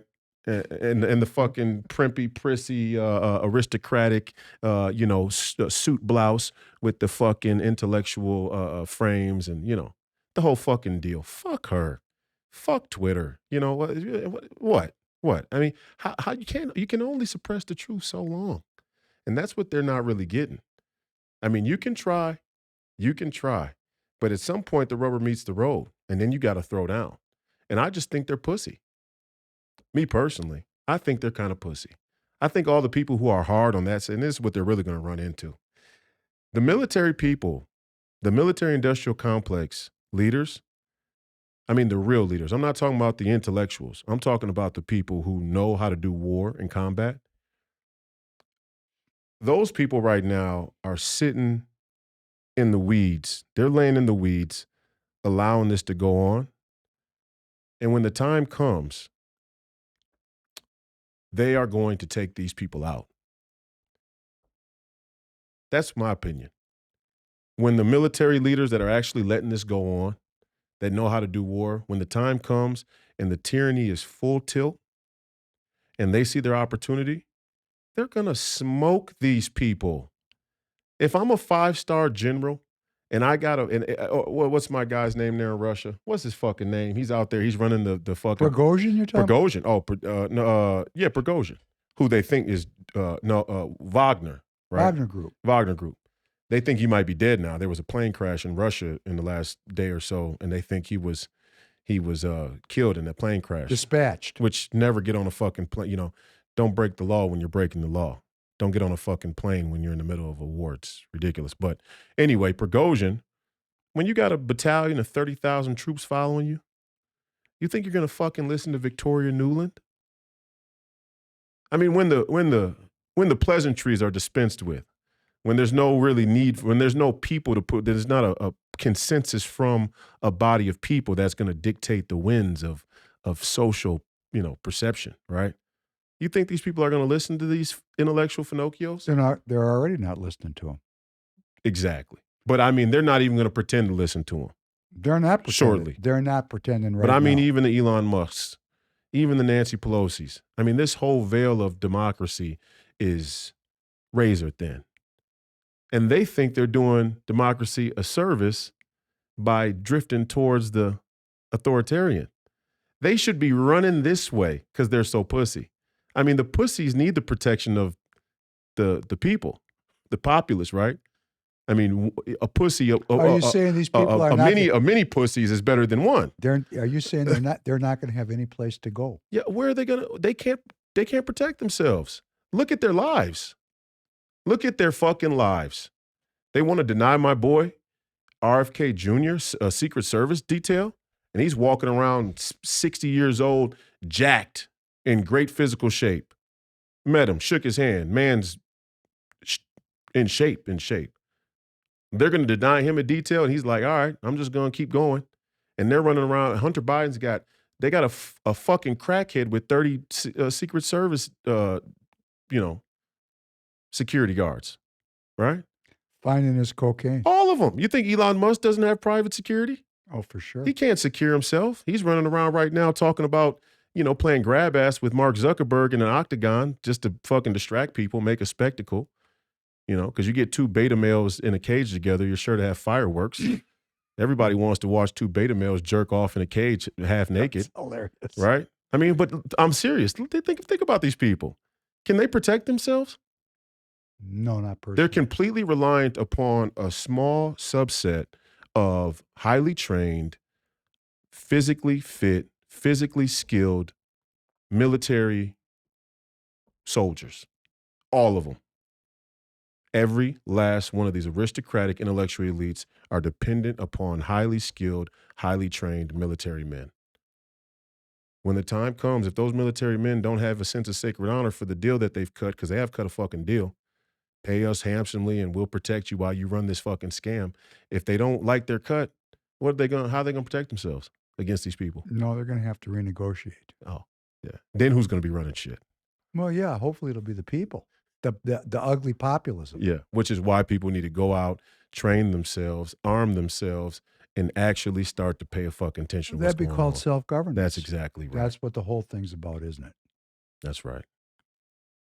We appreciate your viewership and listenership today and in the future. I hope you enjoyed the great Professor Penn. Make sure to go subscribe to his podcast on YouTube. Even though they like to censor them, go to Rumble, go to all the major audio platforms. We appreciate you for another incredible family and friends episode. Have a good weekend. The fight continues. Don't die a jerk off. And as always, Godspeed.